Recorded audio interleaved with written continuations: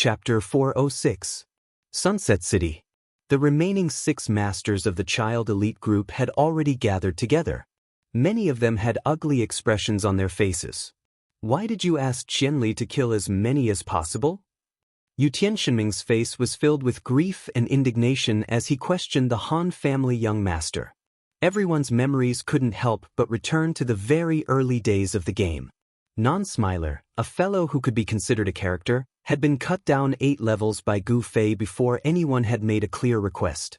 Now that the Han family young master had actually said, "Kill as many as possible," everyone's mind had already conjured the scene of Jian Nanyu standing naked in the resurrection area, his figure hanging, 2 lines of tears of regret flowing down his cheeks. Everyone was actually quite willing to watch this scene, but the problem was that the price of the tickets was not low. Under the heroic encouragement of the Han family young master, Jian Nanyu would have been cut down 20 or 30 levels by Gu Fei no matter what. They would have to pay for this labor. Thinking of this, the few of them fiercely clutched their money bags, and their resentment towards the Han family young master deepened. How could Jian Nanyu be as stupid as Non-Smiler? The Han family young master's words were filled with ridicule. In fact, Non-Smiler was not stupid. It was just that in the early days he had seriously underestimated Gu Fei's abnormal skills that could destroy the game's balance. That was why he had fallen for it. Jian Nanyu should not have been so careless, especially after he had just been killed once. It was impossible for him to be like Non-Smiler that day, rashly thinking of ways to take revenge. Yes, Jian Nanyu is a cautious person. Just now, Qianli might have attacked too quickly and caught him off guard. He would give such an opportunity to others once, and there would never be a second time. Brother Yu was friends with Jian Nanyu, so he more or less had some understanding of him. However, in the current situation, this friend only existed in name. So let's hurry up. Jian Nanyu must have set up some trap to deal with us, but now he must have been disrupted by Qianli. If we don't take this opportunity to shine, what are we waiting for? The Han family young master flung his priest robe and stepped out of Sunset City. The other 4 finally reacted. It turned out that the Han family young master did not buy the Encyclopedia of Wisdom just to watch the show. It was mainly to distract Jian Nanyu's attention and cover their perfect landing. He was prepared to settle his grudge with Jian Nanyu himself. Thinking of this, the few of them perked up. Yu Tianxinming slung the 3 bows over his shoulder and went straight out of Sunset City. His current attire was completely for the sake of appearance. In actual combat, he would definitely carry the 3 bows in his pocket, which was much more convenient than taking them off his shoulder. Let's go! Sword Demon and Unscathed in battle looked at each other, nodded, and walked out side by side. Brother Yu was stunned for a moment, then quickly chased after them, shouting, "Now? Where's the boat?" "I've already contacted it." The Han family young master, who was walking at the front, waved his hand. "Contacted what?" Brother Yu was puzzled. The other 3 were also confused, but they could only follow behind the Han family young master. When they arrived at the dilapidated pier of Sunset City, the 4 of them immediately saw a small wooden boat lying there in a half-stranded state. A player was comfortably lying in the boat. As soon as he saw the 5 of them approaching, the player immediately sat up, climbed out of the boat, and walked quickly toward the Han family young master. "Hello." Without confirming his identity, he confidently greeted the Han family young master. Although they hadn't met before, he was sure that this was the person he was waiting for, because this person's appearance was too unique. The Han family young master only nodded his head. The 4 of them had already rushed up, and asked in confusion, "This is..." "I called a boat from Waterside City," the Han family young master said as he pointed. "So it's like this." The 4 of them looked at the boat. "Then how do you think Water Depth and the others got here?" the Han family young master asked in reply. "Did he help you contact them?" "No need, there's this business at the pier of Waterside City." The Han family young master had noticed this kind of player ferry business when he was drinking at the beach bar in Waterside City, so he immediately asked for the contact information, in case he needed to call a boat. "Let's go." The Han family young master called for everyone to board the boat. "Wait." The boat owner suddenly spoke, This boat can only carry 5 people. The 5 of them were startled and stopped in their tracks. They sized up the size of the boat together and felt that it was indeed true. Oh, we'll handle this ourselves. The Han family young master smiled. Come, take the money first. The Han family young master handed over the money bag. This person was quite surprised, because they didn't have the rule of buying a ticket to board the boat. Most players would only be willing to pay after arriving at their destination. Of course, the boat owner wouldn't refuse to pay in advance. He opened the money bag and counted it. It was the same as the agreed amount, and he nodded his head. When he raised his head, he saw that the 4 of them had already pushed the boat into the water and had already boarded the boat. You're not going to sit? The boat owner was quite surprised. He didn't expect that among the 5 of them, his employer would be the one to give up on boarding the boat. No. The Han family young master still had a gentle smile on his face. It's you who doesn't need to sit. What? The boat owner opened his mouth wide. However, the Han family young master had already turned around and walked towards the boat. As he spoke, he said, "We'll leave the boat at Waterfront City's pier for you. You can take the system's ferry when you return." What a joke! The boat owner was very angry. He didn't expect that the other party would actually do such a thing. He rushed forward, wanting to pull the Han family young master back. Suddenly, a whoosh sound rang beside his ear, causing a faint pain in his ear. Looking to the side, he saw that the archer who had already boarded the boat had already knocked an arrow and aimed it at him. You want to use this fastest method to return to Waterfront City and wait for us? Then we won't mind. The Han family young master turned his head and smiled at him. The boat owner wanted to cry, but no tears came out. He didn't expect such a thing to happen. We have an urgent matter to attend to. Sorry. We'll leave the boat at Waterfront City's side. The sword demon comforted the other party. Unscathed in battle grinned. He was the person in charge of steering the boat. The small wooden boat was also paddled. Unscathed in battle pushed with his arms, and the boat left the shore. Thanks. The people on the boat who were free waved at the boat owner. The boat owner was already petrified at the shore. Waterfront City Jinnenyu expected that Gu Fei and Bai Shijingluan would go to the warrior camp to look for him. However, after entering the city, the 7 of them weren't in a hurry to go there. Instead, they sent a message. In Waterfront City, Gu Fei had already offended some people. Coincidentally, these people were Jian Nanyu's colleagues. At this moment, Jian Nanyu kindly revealed the news to his colleagues, the warrior camp. I think that wizard is going to the warrior camp. Not only did this group of people want to kill Gu Fei to vent their anger, but they were also drooling over the equipment that Gu Fei was wearing. The person who knew Jian Nanyu also knew that Jian Nanyu didn't rob random people like them, but was hired to do so with a purpose. Therefore, he didn't suspect that Jian Nanyu had revealed the news to him. Just like that, these people were happily sold by Jian Nanyu to the number 1 assassin in the parallel world. It took time to gather people.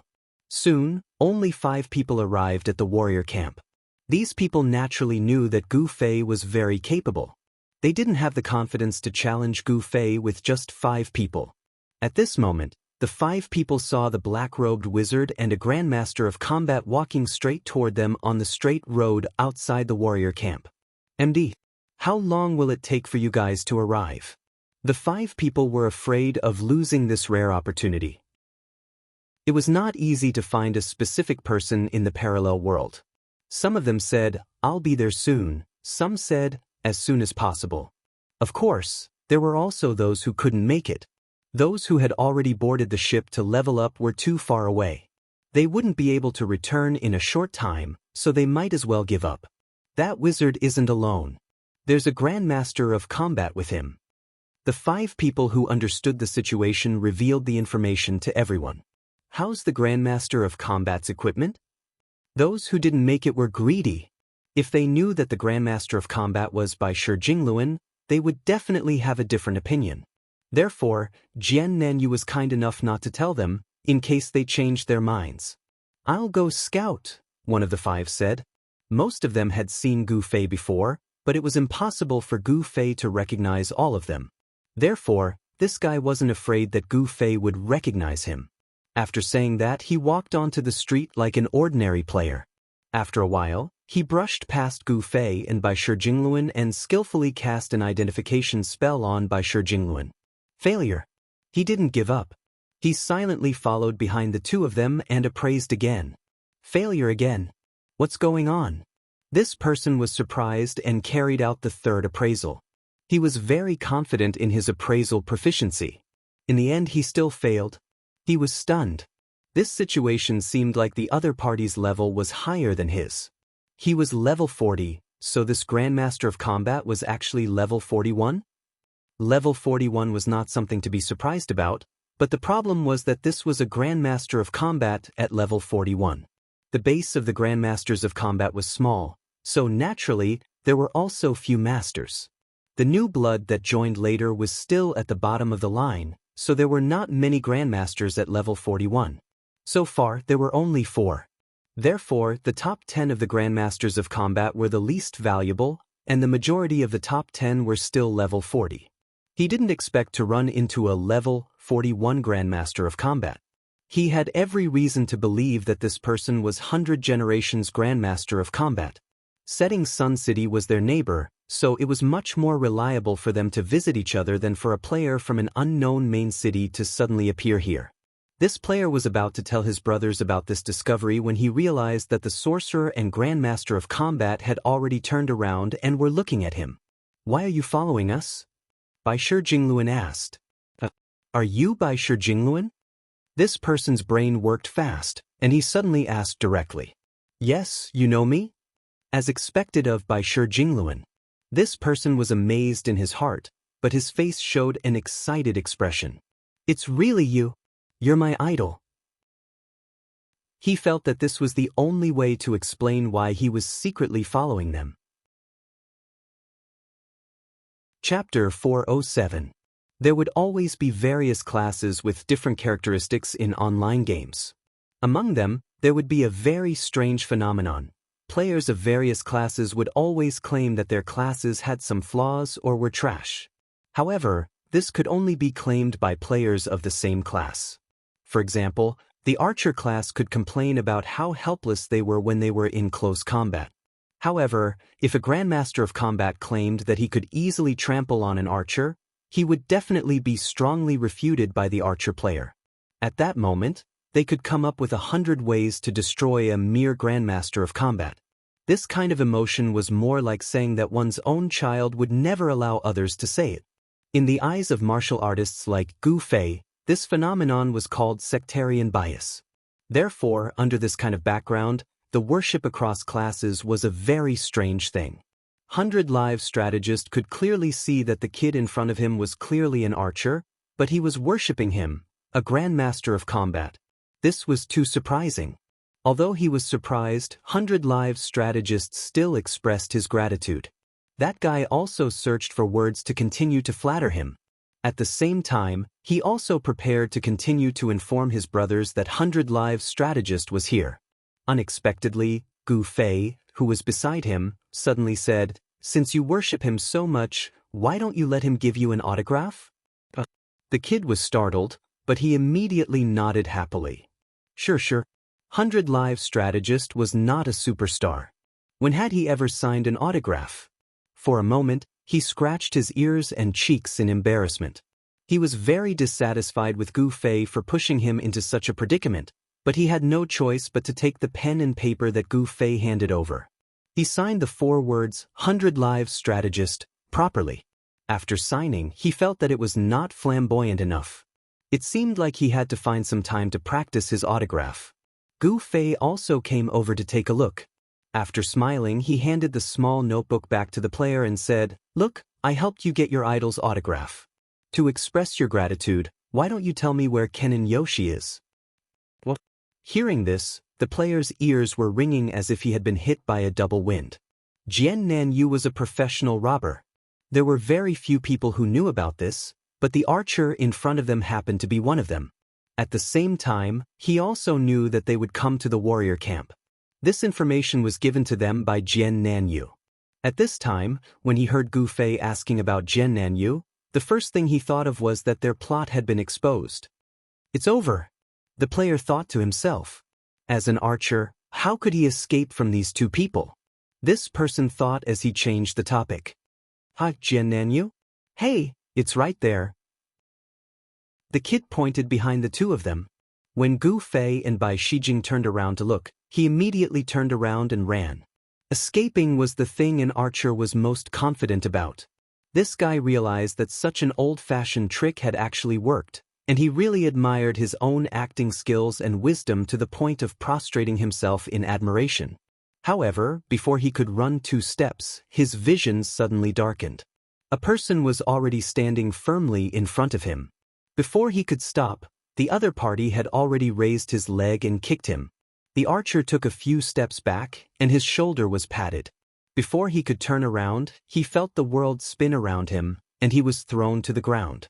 Bai Shijing pressed him to the ground, and Gu Fei walked over and said with a smile, "Don't you want an autograph?" Then he stuffed the notebook and pen into his pocket. In the game, other people couldn't take things out of a player's pocket, but it was allowed to throw things into it. This guy had already lost hope after being taken down by the two of them. He didn't say anything, but he subconsciously looked at his 4 companions at the warrior camp. In the end, this subconscious glance didn't escape Gu Fei's eyes. Following Gu Fei's gaze, he saw that there were 4 players in the warrior camp watching the scene unfold nervously. They were his accomplices.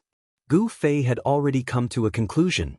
If they were just here to watch the show, their eyes would only be filled with curiosity and confusion. There wouldn't be such concern and nervousness. With this thought in mind, Gu Fei had already strode toward the warrior camp. Seeing this, the 4 quickly retreated into the safe zone. They had all received the message from the archer and knew that the Grandmaster of Combat with Gu Fei was Bai Shijing, who was said to be able to fight 20+ people at Sunset City. Of course, they didn't dare to act recklessly. They hurriedly retreated and frantically called for their speed. Seeing that Gu Fei had left, Bai Shijing got up and followed him. The archer lay on the ground, scratching his head. He was very puzzled. He didn't say anything. For some inexplicable reason, was he already fine? Was he hallucinating? This guy pinched himself, and it hurt. After sitting up, he stared at Gu Fei and Bai Shijing in a daze as they walked toward the warrior camp one after another. Seeing that Gu Fei had seen through them, the 4 people at the warrior camp didn't hide anymore. After all, no one in the safe zone could do anything to them. The 4 of them held their weapons and quietly watched as Gu Fei slowly approached. Damn it! We're clearly in the safe zone. Why are we still inexplicably nervous? The 4 of them were also puzzled. You must be Jiannanyu's friends? Gu Fei asked. Gu Fei concluded that Jiannanyu would make arrangements here. Previously, when the archer met them head-on and sneaked behind them, he immediately concluded that the archer was Jiannanyu's accomplice. These deductions were basically correct, but there was one thing that Gu Fei was wrong about.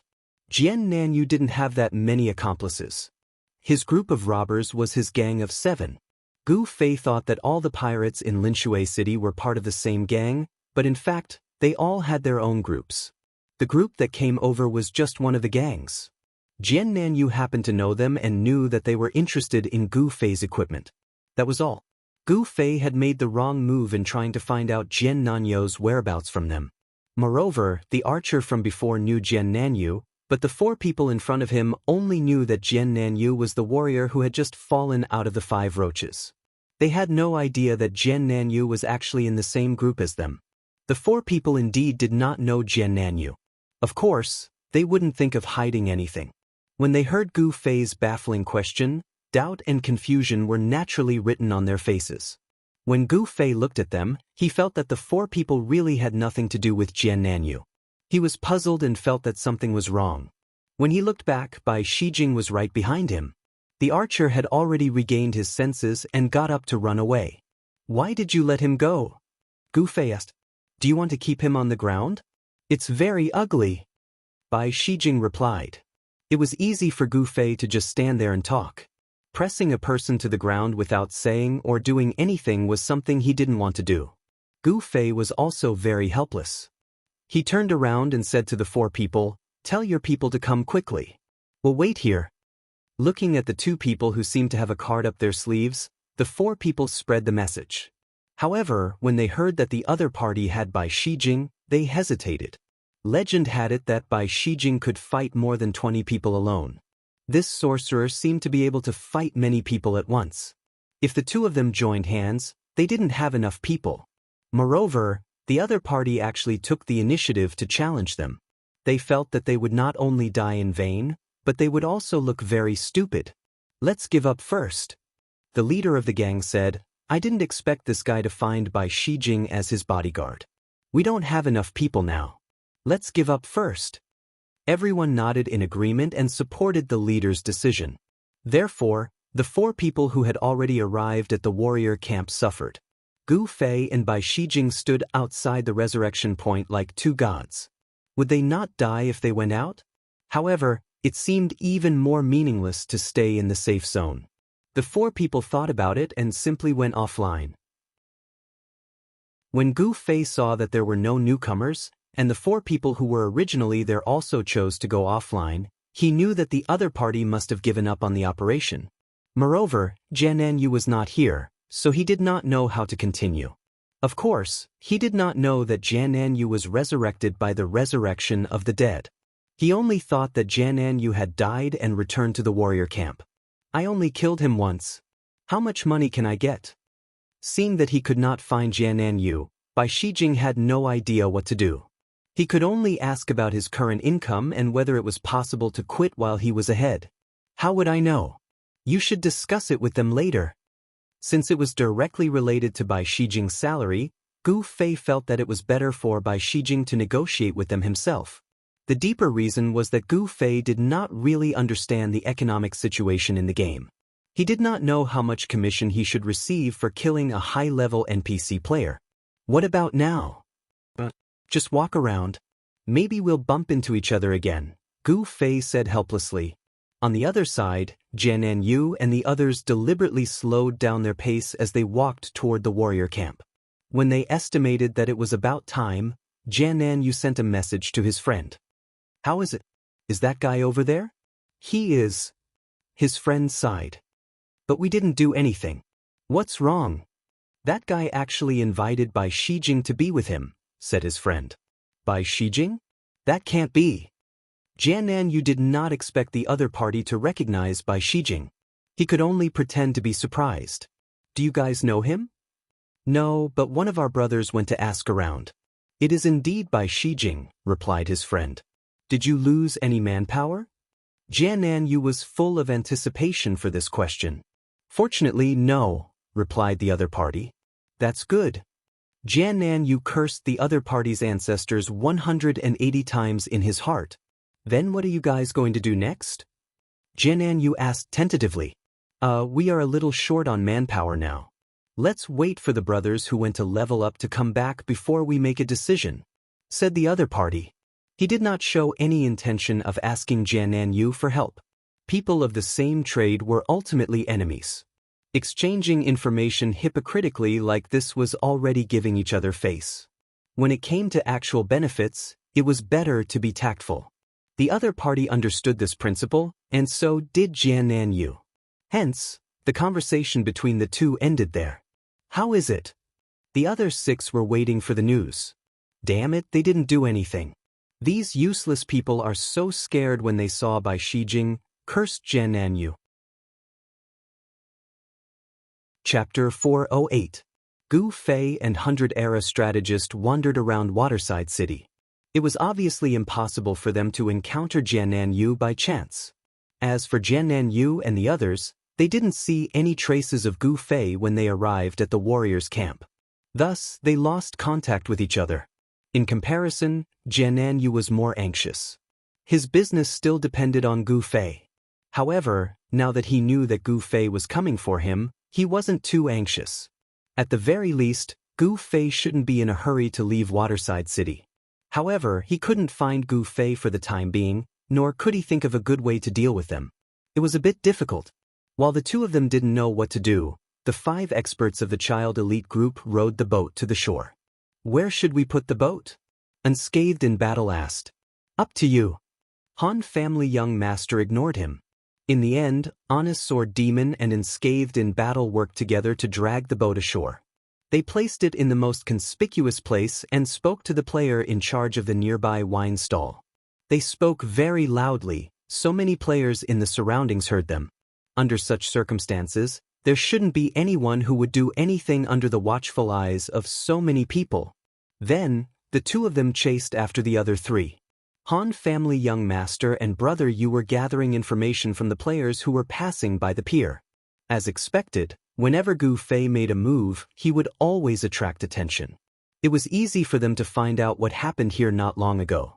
More importantly, they even managed to find out that Jian Nenyu had accepted the resurrection afterward.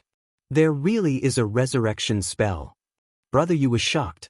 He quickly took out a small notebook and recorded the information. At the same time, he asked the source of the information about the appearance of the person who used the resurrection spell. It's a cleric. The other party only managed to say these 4 words after a long time. Brother Yu went around to ask about the attire of the cleric.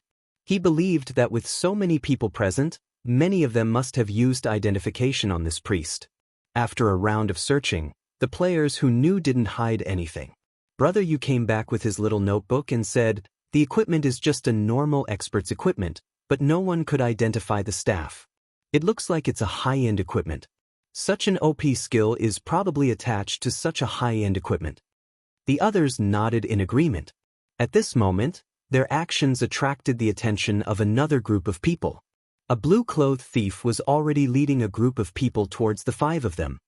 "You guys." This person walked up to the front and greeted the 5 people. The 5 of them turned to look at him. "I am Painting Narrow Shadow, the leader of Waterside City's Painting Narrow Guild." The other party introduced himself. "Hello." As the 5 of them greeted each other, Brother Yu filled in the information. Painting Narrow Shadow, one of the top 10 thieves on the thief leaderboard, ranked 6th. "Sorry for the embarrassment." Narrow Shadow smiled. Brother Yu pointed out his ranking as soon as he came up. In his opinion, it was proof of his fame. Ranking on the leaderboard could also be considered fame and achievement. Naturally, he was happy to be mentioned. Painting Narrow Shadow immediately looked at Brother Yu in a different light. He felt that this guy was much more pleasing to the eye. Brother Yu's popularity in the gaming circle wasn't just for show.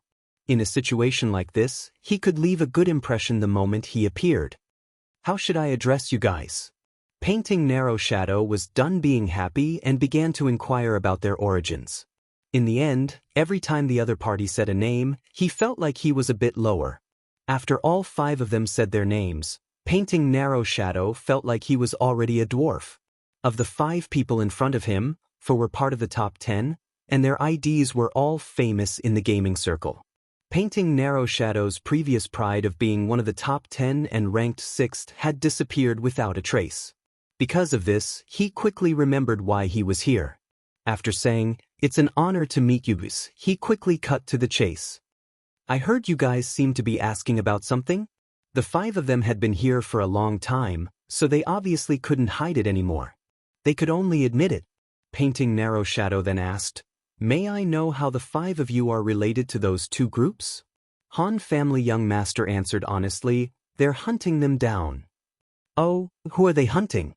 Han family young master's answer was even bolder, "Both of them." After answering, Han family young master asked in return, "Are they friends of guild leader Narrow Shadow?" In reality, Han family young master knew that they weren't. He was clear about the rules of the beach tavern in Waterside City. He guessed that the other party had to take action because those 2 parties were PKING each other here. If they were friends of those 2 parties, there was no need for them to appear here. "No, they're not. They're peeking in our tavern and broke our rules. We might have to cause trouble for them." Painting Narrow Shadow's answer was just as Han family young master had expected. "I see. If you have any news about him, could you please let us know as well, guild leader Narrow Shadow?" The Han family's young master smiled. Of course.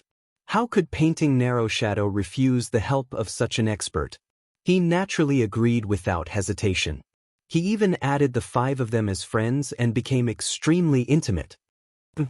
At this moment, a cold snort entered their ears. They turned around and saw Tsubasa Sakaratsuka and his group. The cold snort came from the only girl in their group, Boundless Mang. "This again," Boundless Mang said in disdain when she saw them looking over. No one had seen them before. Back in Moonlit Night City, the young master of the Han family had used this trick to swindle Boundless Mang. Although the situation now was different from the one in Painting Narrow Shadow, the essence was almost the same. They didn't expect to be seen by the person involved back then. They all felt a little awkward. Only Han family young master's expression didn't change. He only smiled. What a coincidence. This was a pun. He was referring to the coincidence of meeting Boundless Mang's group. He was also referring to the fact that Boundless Mang, the victim, had seen him with this trick. All in all, Han family young master didn't see anything to be embarrassed about. Boundless Mang curled his lips, but didn't say anything. Friends. Painting Narrow Shadow obviously didn't notice anything from such a simple conversation. "We came from Cloud City together," Han family young master said. "Drink as much as you want. It's all on me." Painting Narrow Shadow generously sold them a favor. In the end, everyone cheered at the same time. Tsubasa Sakaratsuka and his group had quite a lot of people too. There were 40 of them. None of them quit during the journey. Now, they were all returning to their hometown together. They were the most united mercenary group. Even the 6 members of Child Elite Group couldn't compare to them. Gu Fei, the separatist, often acted on his own. So many people. Painting Narrow Shadow's mouth was bitter. Han family young master laughed dryly. "Leader Narrow Shadow, why don't you tell us what you know about the current situation?" They clearly didn't plan on staying here to drink. As they spoke, they walked towards Waterside City. "What's going on? It seems like there's some trouble?" Tsubasa Sakaratsuka and the others began to discuss. Did Brother Zue kill people again? Fireball's guess was very accurate. He was worthy of being the first person to know Gu Fei. They had walked around the city before coming to the beach tavern, so they didn't see the scene of Gu Fei PK. "If it's Brother Zue, of course we have to help," Tsubasa Sakaratsuka said. If it's that guy, then forget it," Fireball said. Dazzling Mang followed his gaze and knew that he was referring to Han family young master. He felt quite relieved. "Why don't you like that guy? He looks like this and he's actually a man. He's blatantly flirting with our feelings," Fireball said angrily. "Good summary, Fireball." Everyone applauded, and someone even whistled. Indeed, Dazzling Mang cursed in his heart. He knew that this group of people were wretched, so why did they still discuss such a deep problem with them? "Let's go and take a look." Tsubasa Sakaratsuka stood up. "That guy said he's buying us a drink. He seems to be the owner of this stall." Someone was a bit reluctant. "Take it to go," Tsubasa Sakaratsuka said. For this group of shameless and wretched people, was there anything they wouldn't do? They immediately shamelessly asked for wine to take away. The other side was suffering from the leader's words, so they had no choice but to make a big and profitable deal. Then, with a quick wit, they used the excuse of running out of wine to stop these guys from emptying their stall. When Narrow Shadow received this news, he almost vomited blood. Leader Narrow Shadow, what's wrong?" Brother Yu, who was good at observation, noticed that Narrow Shadow's expression wasn't right. It's nothing. Narrow Shadow waved his hand.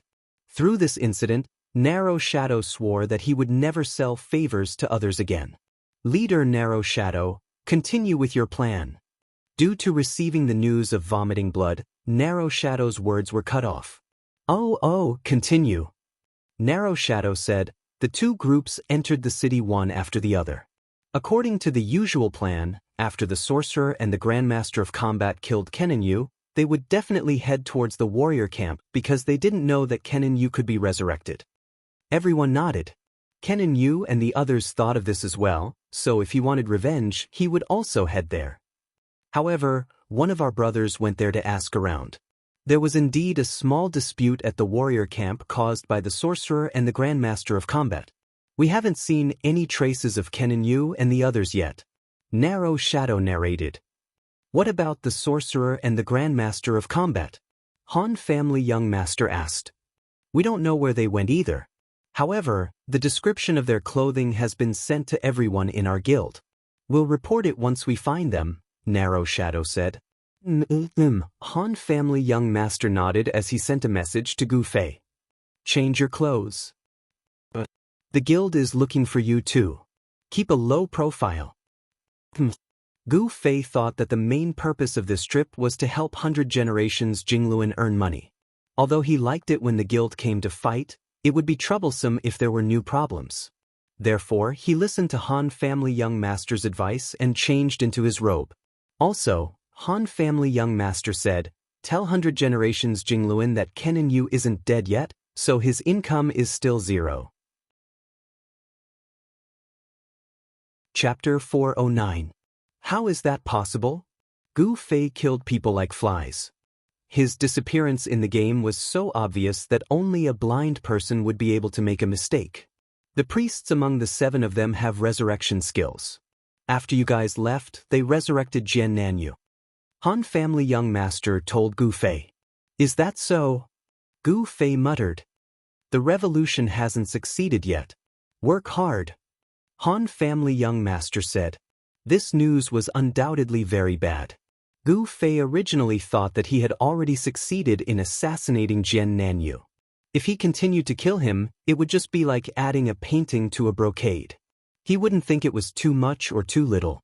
Now that he knew that his previous efforts were in vain, he immediately felt the same urgency to find Jian Nanyu as Jian Nanyu did. What's wrong? Why did you change your clothes? 100 Generations Jingluan was still puzzled by this very superficial question. Jian Nanyu didn't die. Gu Fei informed him of this grievous news. How is that possible? 100 Generations Jingluan, like everyone else, believed his own eyes. Resurrection, they have resurrection skills. He resurrected after we left. Gu Fei said. Who said that? 100 Generations Jingluan asked. Gu Fei's heart thumped when he heard this question. That's right. This was said by Han family young master. What wouldn't this guy do if he didn't pay up? He must have this kind of understanding of him. Furthermore, before Gu Fei could even think about it thoroughly, the young master of the Han family had already sent another message. We're already at Linshui City.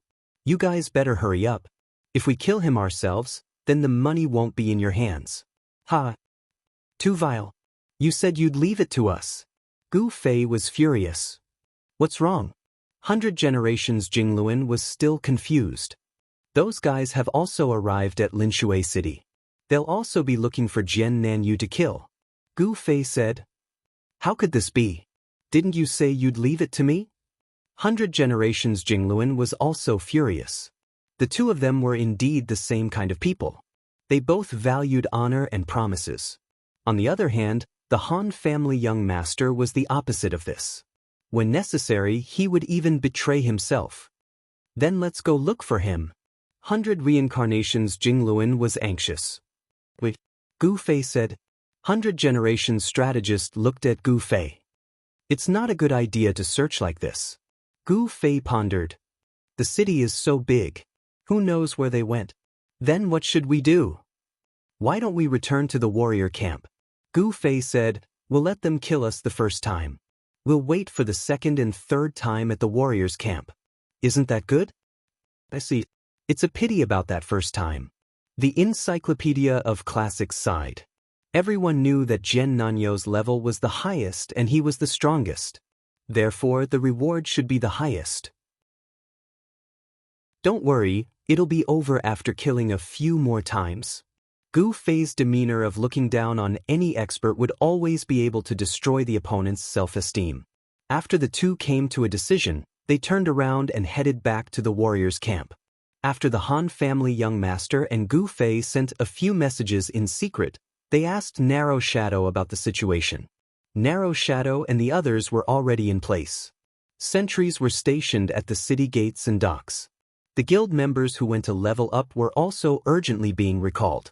The only thing that the Han family young master felt regretful about was that the other party had placed their focus on Gu Fei and 100 Reincarnations Jingluan. According to the information they had gathered, It was indeed Gu Fei and 100 Reincarnations Jingluan who had attacked first. Green Narrow Shadow's actions were fair and just. However, the Han family young master had already reminded Gu Fei to change his clothes. According to the characteristics of the two, they definitely wouldn't notice them, so there was no need to worry about it. However, there was such a great resource in front of them to deal with Jian Nanyu. It would be a waste not to use it. Guild Leader Narrow Shadow, are you familiar with Jian Nanyu's group? Han family young master started to lead the conversation.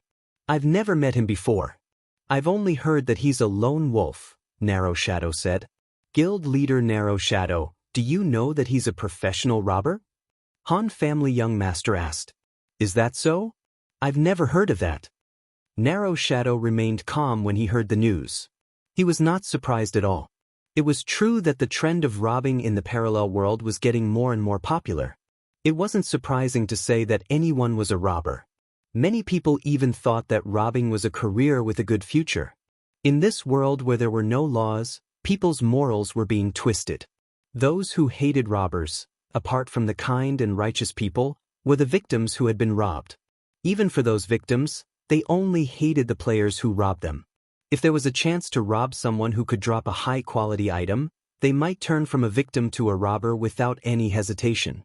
Seeing Narrow Shadow's reaction, Han family young master knew that he was used to robbing. This could be considered a type of attitude in the game. The more time one spent in the game, the more one would get used to this kind of thing. In the parallel world, the biggest difference was that some people would start doing this kind of thing. Talking about morality, righteousness, and justice with Narrow Shadow? This method was suitable for a shonen comic. In this world where everyone was an adult, the most effective method was to talk about benefits. As such, the Han family young master's words made Narrow Shadow feel a sweet temptation. Guild Leader Narrow Shadow, are you interested in their resurrection staff? Of course. Narrow Shadow forcefully swallowed his words. Actually, as soon as he arrived at the beach and heard the news, Narrow Shadow had already started fantasizing about this magic staff. Although he wasn't a cleric, the more he wasn't a cleric, the more he liked this skill. In reality, clerics couldn't use this skill to resurrect themselves. They could only use this skill to satisfy their vanity. The ones who truly benefited were the cleric's companions. But thinking was just thinking. This thing wasn't easy to take. After all, Narrow Shadow and the others were a big guild in Waterside City. They had legitimate businesses on the beach. They didn't care about robbing people, but if they really did it, it would have a bad reputation. Very, very bad. If a little kid asked, who are the bad guys and who are the good guys, they would definitely be labeled as the bad guys. For a guild, their image was very important. No matter how much Narrow Shadow wanted this magic staff, he had to think about it carefully. He couldn't just snatch it so openly. At this time, young Master Han helped him open up a new line of thought. Why not take advantage of the fact that these fellows were also suspected of causing trouble at the wine stall and kill them all? When they dropped the equipment, no one could say anything.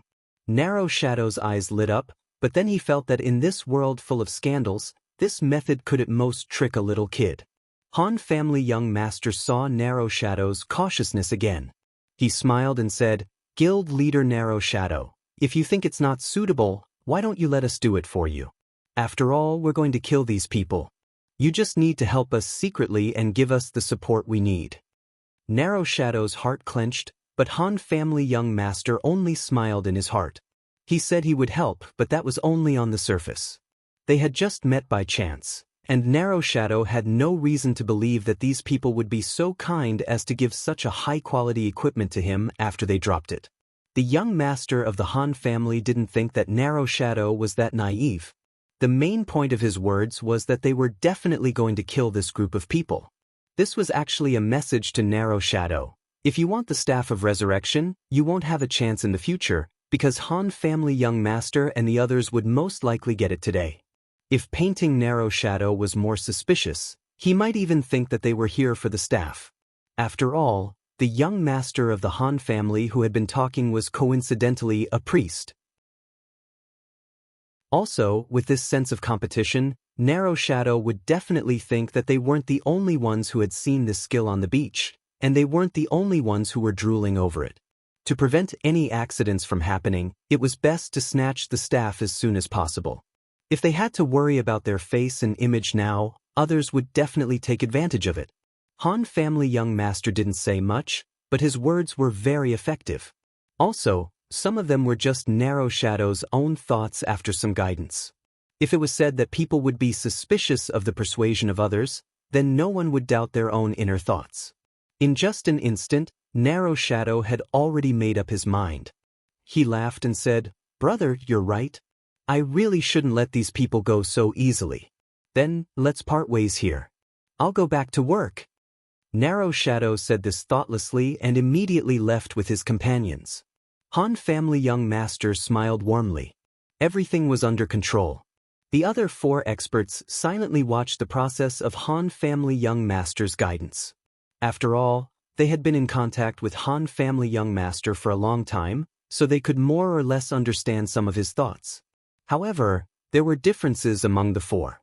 Sword Demon was the most familiar with Han family young master, so he naturally understood everything. Brother Yu was meticulous and knew the ways of the world. As for Unscathed in Battle and Yutian Shenming, they understood at the start. They knew that Han family young master wanted the people of this guild to attack Jian Nanyu. However, they couldn't understand the meaning behind the last sentence. At that moment, when they saw the other party abandon them and leave in a hurry, the 2 of them were confused. Should we help? The 2 of them really stopped thinking about helping Narrow Shadow's guild to get equipment. Naturally, a round of ridicule from the young master of the Han clan was unavoidable. The 2 of them were already used to it. Comparing these things with the young master of the Han clan was like comparing knives with Gu Fei. It was very unrealistic. No wonder this guy ran away as soon as he could. Yutian Shenming sighed after understanding the truth. Of course, Narrow Shadow would disappear quickly. The 5 people in front of him were no longer friends, but competitors. He had to find Jian Nanyu's group first. At the same time, he couldn't reveal anything about himself to these 5 people. So, even Han family young master couldn't guess what he would do. He could only design his next step. Chapter 410. What should we do next? Unscathed in Battle asked Han family young master. Warrior camp, Han family young master said. Oh, wait for them? That's one way. Brother Yu nodded.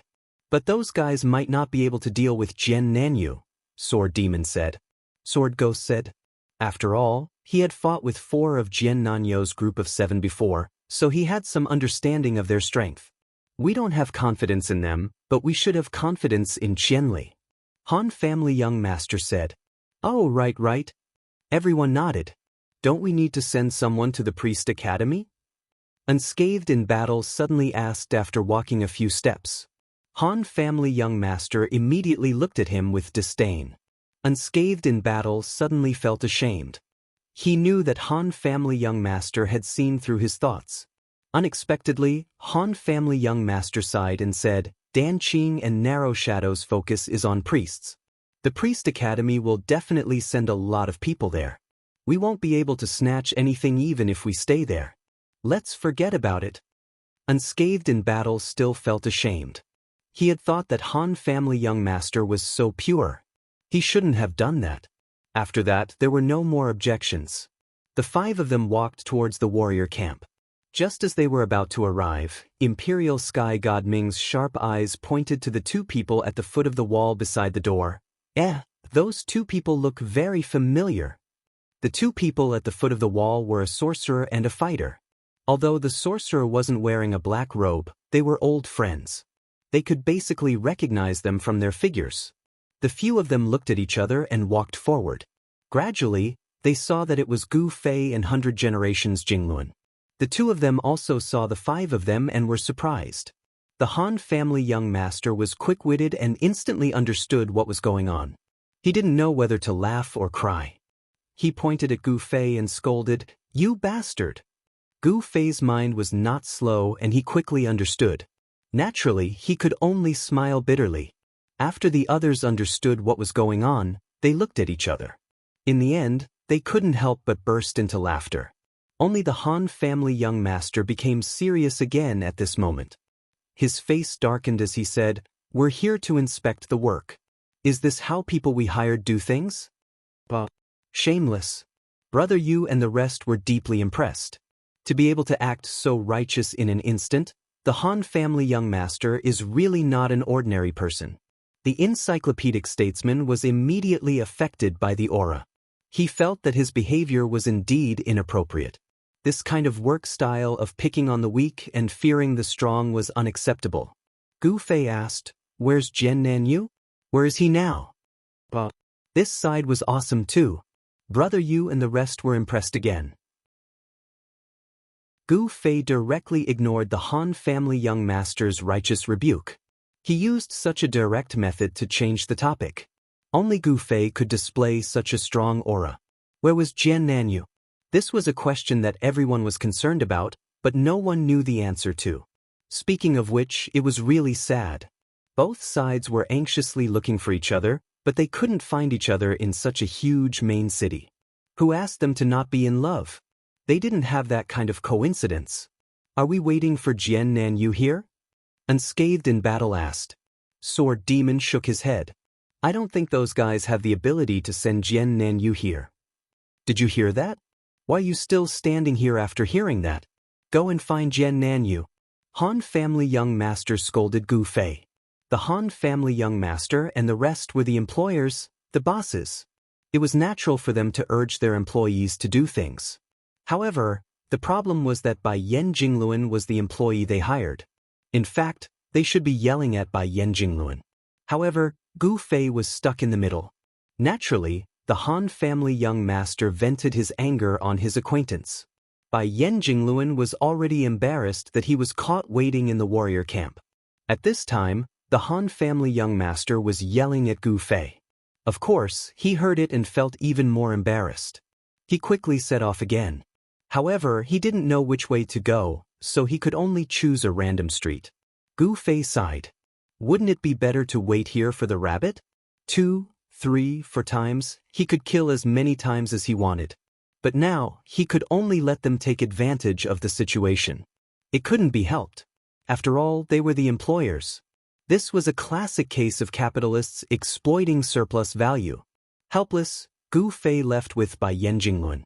After a few steps, Fireball sent a message asking, Brother Zue, what's going on? Tsubasa Sakuratsuka and the rest took almost all the alcohol in the wine stall. In the end, they weren't in a hurry to leave. Instead, they asked around the wine stall for information. This was the same as the Han family young masters group, so they immediately knew the ins and outs of the matter. Jian Nanyu? Tsubasa Sakuratsuka mumbled. This guy just dropped out of the top 5. It seems like he died in Brother Zue's hands. Everyone nodded their heads in agreement. Being dirty was being dirty, being shameless was being shameless. These guys were also veterans of the game. Their analysis wasn't much worse than Young Master's elite group's experts, especially Boundless Mang, who was an expert in PK disputes. So that guy is here to kill Jian Nanyu, Boundless Mang said. Jian Nanyu is suffering. Everyone shook their heads and sighed. Everyone in Cloud City knew that Gu Fei was the one who killed Non-Smiler. One could imagine the fate of Gu Fei's target. Do you need our help? Tsubasa Sakuratsuka said. Fireball was obviously the most familiar with Gu Fei among them. He immediately sent a message to Gu Fei, let me ask. What's up? What's up? Gu Fei replied to Fireball. Han family young master was right. Killing someone was as easy as lifting a finger for Gu Fei. It didn't matter if the opponent was a level 11 newbie who just got out of PK protection or a member of the top 5. To Gu Fei, it wasn't a problem at all. About you and Jian Nanyu, Fireball said. Oh. Gu Fei finally understood. It's nothing. I just killed him. How did you know? We're all in Linshui City. Do you need help? Fireball replied. Gu Fei was about to reply, no need, when he suddenly thought of something. He didn't need their help to kill someone, but he was looking for someone. The more people there were, the more power there was. So he quickly asked, are you all here? Brother Zue is at your disposal. Fireball replied with confidence. Good. Do you know Jian Nanyu? Gu Fei asked. Fireball asked his brothers and gave Gu Fei a clear answer. I don't know him. Let's meet up. Both sides agreed on a coordinate and met up in the city. Aeon Jingu? He knew that Gu Fei was teaming up with a Grandmaster of Combat, but he didn't expect it to be Aeon Jingu. He was surprised to see him. Hello. Aeon Jingu greeted him when he saw that he knew him. He then whispered to Gu Fei, Who's this? A woman.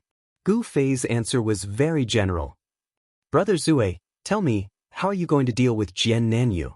Sakurazuka Tsukasa's body was always straight in front of the boundless wilderness. If he covered his face, he would look very righteous. Aeon Jingu whispered to Gu Fei, So many people are helping? Will we be able to get the money? If you really want to share it with so many people, why don't you say it louder? Gu Fei replied softly. Aeon Jingu immediately shut up. What are you two mumbling about? Aeon Jingu said. The key now is to find Jian Nanyu. Even the Han family young master was helpless against Aeon Jingu's direct way of changing the topic. Aeon Jingu could only be defeated. Oh, Brother Zue still doesn't know where he is? Someone said. Of course. If Brother Zue knows, he won't be alive. Fireball smacked the idiot. I don't know yet. Gu Fei smiled. That's why I need everyone to help me look for him. You don't have to do anything. Just let me know when you find him. Brother Zue, you don't have to be so courteous with us. We'll help you take him down if you find him. There's no need for that. There's really no need for that, Gu Fei said. But the problem is that we don't know him. Tsubasa Sakuratsuka said. He's not alone. There's a total of 7 of them. Other than Jian Nanyu, there's a sorcerer, a thief, an archer, a knight, and 2 priests. Gu Fei roughly described the outfits of the group of 7. It's troublesome to find one person, but it should be easy to find a group like this, right? Everyone nodded. Thank you for your hard work. Do you have any questions? Gu Fei said. They do. A guy raised his hand. After everyone looked at him, he looked at Gu Fei expectantly. Brother Zue, are there any beauties among the 7? Oh! Everyone mumbled and looked at Gu Fei expectantly. Their expectant gazes made Gu Fei feel like he had let everyone down. Because the answer would disappoint them. No, they're all men. Oh! Unexpectedly, everyone had a relieved expression on their faces. That's good. There won't be any obstacles when we make our move. Gu Fei wiped his sweat. All right. Everyone split up and look for him. Don't make a move after you find him. Let me know first. After Tsubasa Sakuratsuka gave the order, everyone scattered in all directions. The search for Jian Nanyu in Linshui City had begun. The rest of your mercenary group is here. Didn't you see them? Mang Mang asked Gu Fei. I saw them. Gu Fei said. Mang Mang looked around and didn't see any traces of the 5 people. He made a bold guess. Are they in the warrior camp? Smart. Gu Fei praised. I'm just familiar with my job. Mang Mang said indifferently. Gu Fei smiled. He patted the 100 Lives scripture and said, Let's go look too. Do you need my help? Mang Mang asked. No need. Gu Fei smiled. The target is Jian Nanyu alone. I have enough magic power. Mang Mang nodded. He casually picked a direction and went to look for Jian Nanyu's group of 7. At the same time, the ferry at Linshui City's level 40 training area slowly docked. A large group of players disembarked and quickly rushed into Linshui City. Chapter 411. This group of players was clearly divided into 2 groups. It did not seem like a party that was going out to level up. A regular party that went out to level up would at most have around 10 people. However, these 2 groups were more than that. It was just that one group had more people than the other. The 2 groups noticed each other, but they did not have time to think about it. Both sides had their own things to do, so they went their separate ways after entering the city. One of them was a group of robbers who had returned to deal with Gu Fei, while the other was a group of members from Green Narrow Shadows Guild. They had returned on the same ship after receiving the order to gather, and were now going to join their respective bosses. The robbers did not dare to make a move because of the presence of 100 Lives Jingles. However, they had finally gathered around 70 people. 100 Lives Jingles should be able to deal with 70 people by himself, right?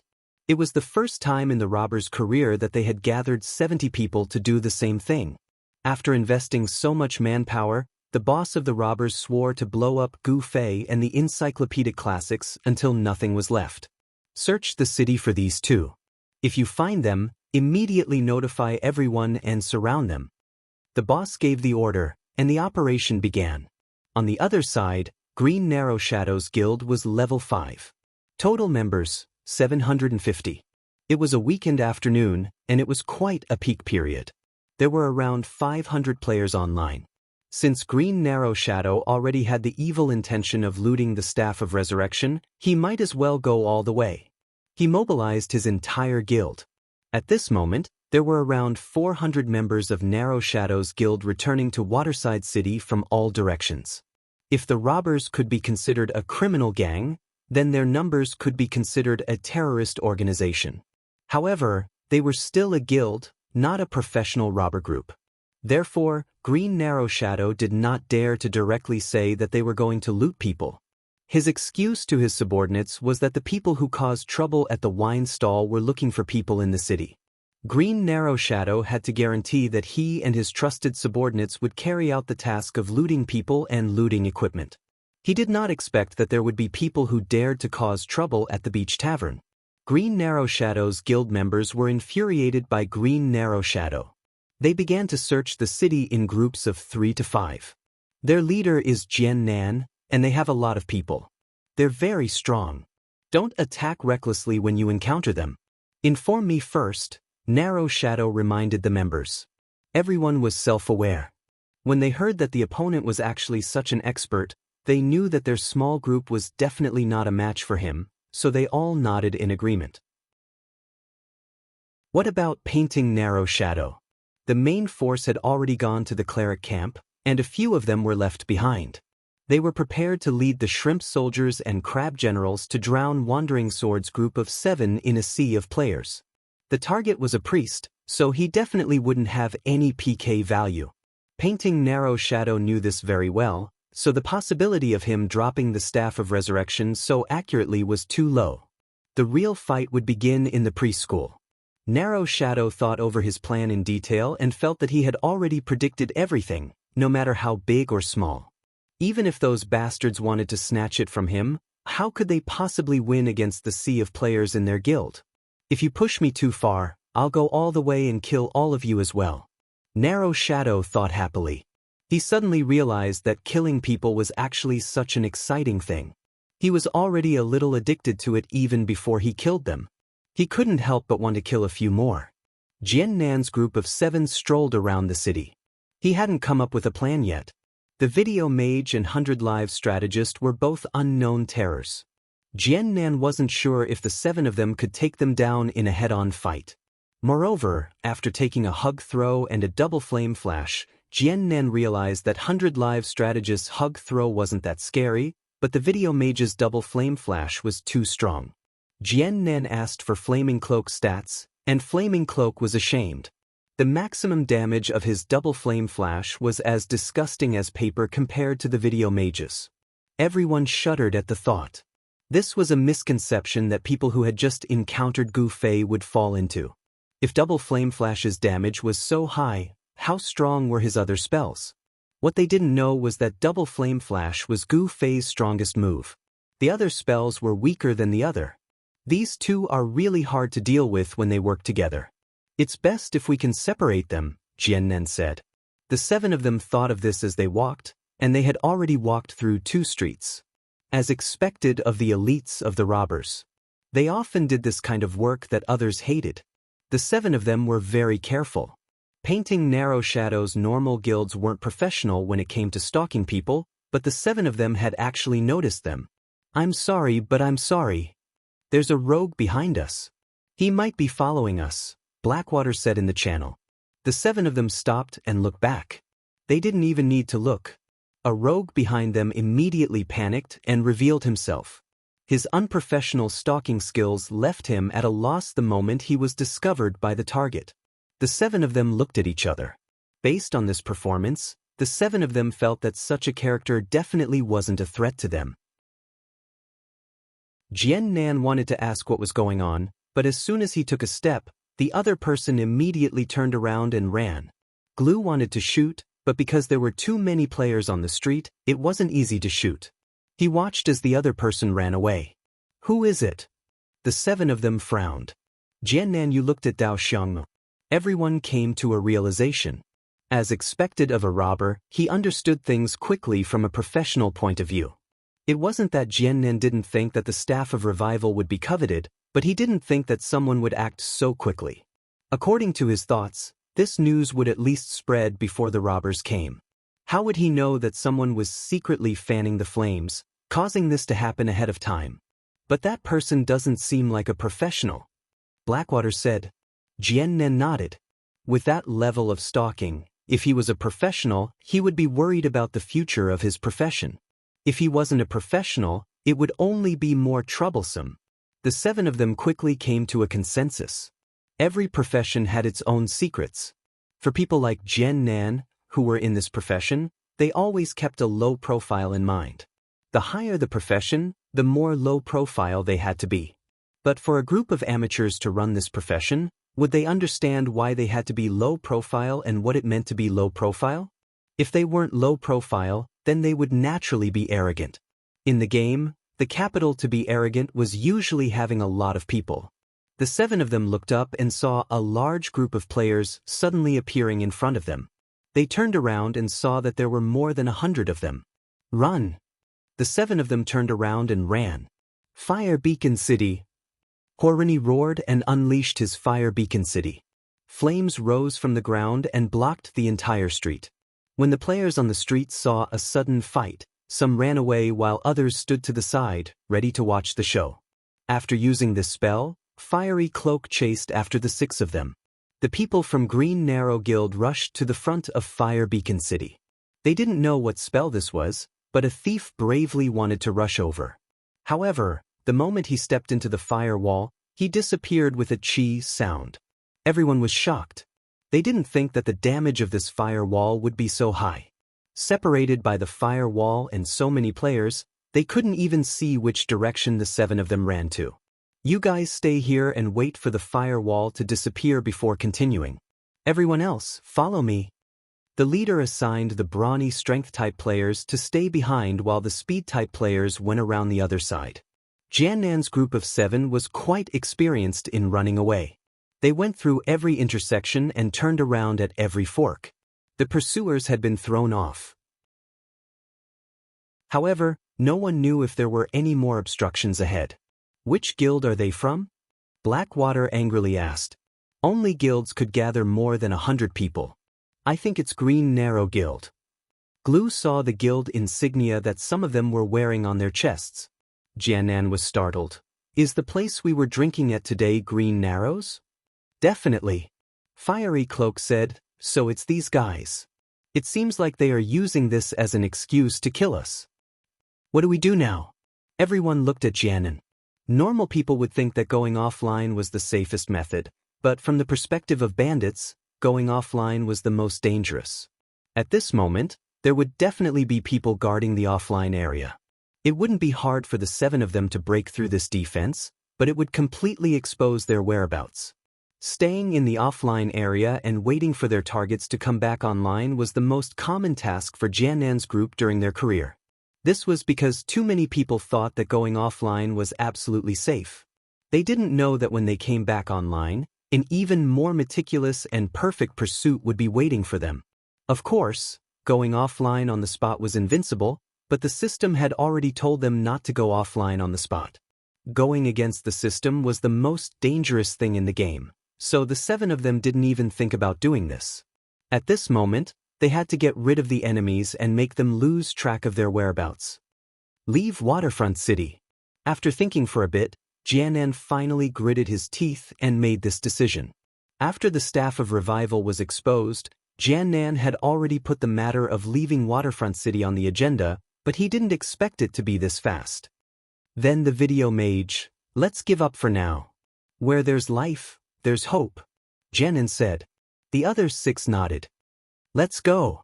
The 7 of them made up their minds and continued to move forward through the streets. The streets they chose were very narrow, enough for Huiningi to completely seal off Fire Beacon City. Brother Zue. On the other side, Gu Fei had already received a call. Did you find anything? Gu Fei replied. That Jiannan, it seems like you aren't the only one looking for him, there are many people looking for him. How many people? I just saw over 100 people. Oh, let's not talk about that. Where is he now? I'm following him, I'll send you the coordinates. The people from Green Narrow Guild were indeed not experienced in tracking, but the brothers from Eternal Life Among Flowers were all experts in this field. Even though they weren't robbers, they often followed a girl or chased after a beauty, so they were even more skilled in this field than robbers. Therefore, it was very reasonable to say that all roads lead to Rome. Whether it was chasing after beauties or professional robbers, they could all be trained to be good at tracking. At this moment, this spy under Tsubasa Sakuratsuka was skillfully following behind the 7 of them. Butterfly knot. Will Jiannan be able to smoothly escape Waterfront City? Will teacher Gu Fei be able to successfully intercept him? Stay tuned. Chapter 412. Gu Fei kept receiving the coordinates and immediately called out to 100 Lives Jingluan, quick, over here. There's news? Of course, 100 Lives Jingluan was happy. He was the one making the money. Hurry up, Gu Fei shouted as he dashed out. Unfortunately, 100 Lives Jingluan didn't add all his points into dexterity, and the shoes on his feet weren't as good as Gu Fei's. His speed was 2 levels lower than Gu Fei's. Why are you so slow? Gu Fei yelled at 100 Lives Jingluan, feeling a sense of accomplishment. Most of the companions who fought alongside him were slender-waist dancers, and the scene was always slender-waist dancers dashing out like a wisp of smoke and turning back to roar at him, "Why are you so slow?" Today, Gu Fei finally enjoyed this kind of treatment. Unfortunately, he could slow down when he was fast, but he couldn't speed up when he was slow. Although Gu Fei complained, he could only slow down and coordinate with 100 Lives Jingluan's speed. The 2 of them chased after the coordinates that were sent to them. The coordinates weren't only sent to Gu Fei.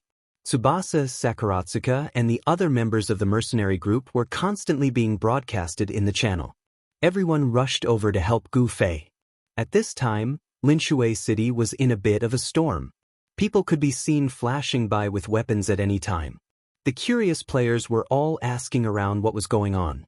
At this time, the experts of the child elite group were calmly waiting in the warrior camp. There should have been 5 people, but now, without Brother Yu, there were only 4 left. Brother Yu, why are you taking so long? Han Family Young Master looked at the time and then at the few players who were hurriedly flashing by. It seems like it's starting. Ask Qianli how it's going, Han Family Young Master said. The other 3 looked at him. Why don't you ask yourself? Although the Han Family Young Master was indeed the guild leader and they usually acted according to the Han Family Young Master's plans, they were all experts and had their own pride. They did not like the way the Han Family Young Master ordered his secretary around. Han Family Young Master could only ask himself helplessly. In the end, Gu Fei only replied with one word, busy. This kid is quite efficient.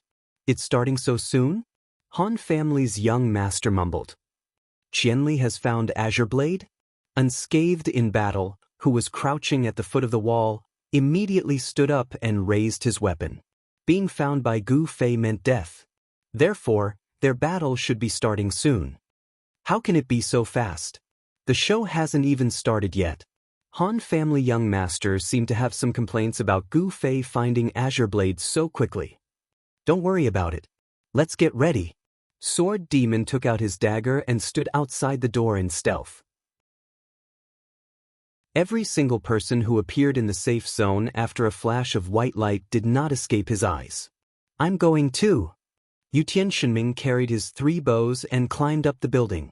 He found a good shooting spot. What about me? Unscathed in battle asked Han Family Young Master. Same as always. Protect me, Han family young master replied. Azure Blade's group of 7 arrived at Waterside City's 14th Street after many twists and turns. Along the way, they looked around. Whenever they saw a player running at full speed, they felt that the player might be targeting them and immediately turned around. They could have reached their destination in a straight line, but their experience allowed them to successfully evade Green Narrow Guild's pursuit. Moreover, the journey was long and unpredictable. The lurker who followed Eternal Life in the bushes had a hard time chasing after them. Finally, he was discovered by the other 7 players. The 7 of them pretended not to notice and stopped after turning a corner at an intersection. The poor lurker was unaware. He immediately increased his speed when he saw the other party turning around. However, when he reached the corner, Azure Blade had already swung his sword at him. Although his head did not fall off, he was already dead. The spy who sacrificed himself heroically sent out one last piece of information, one last set of coordinates. Only then did he inform everyone that he had been discovered and that he had died. "I'm sorry, brother." Gu Fei was deeply apologetic, but he did not know what to say. On the other hand, Tsubasa Sakuratsuka and the others were gloating. This was the atmosphere of the team.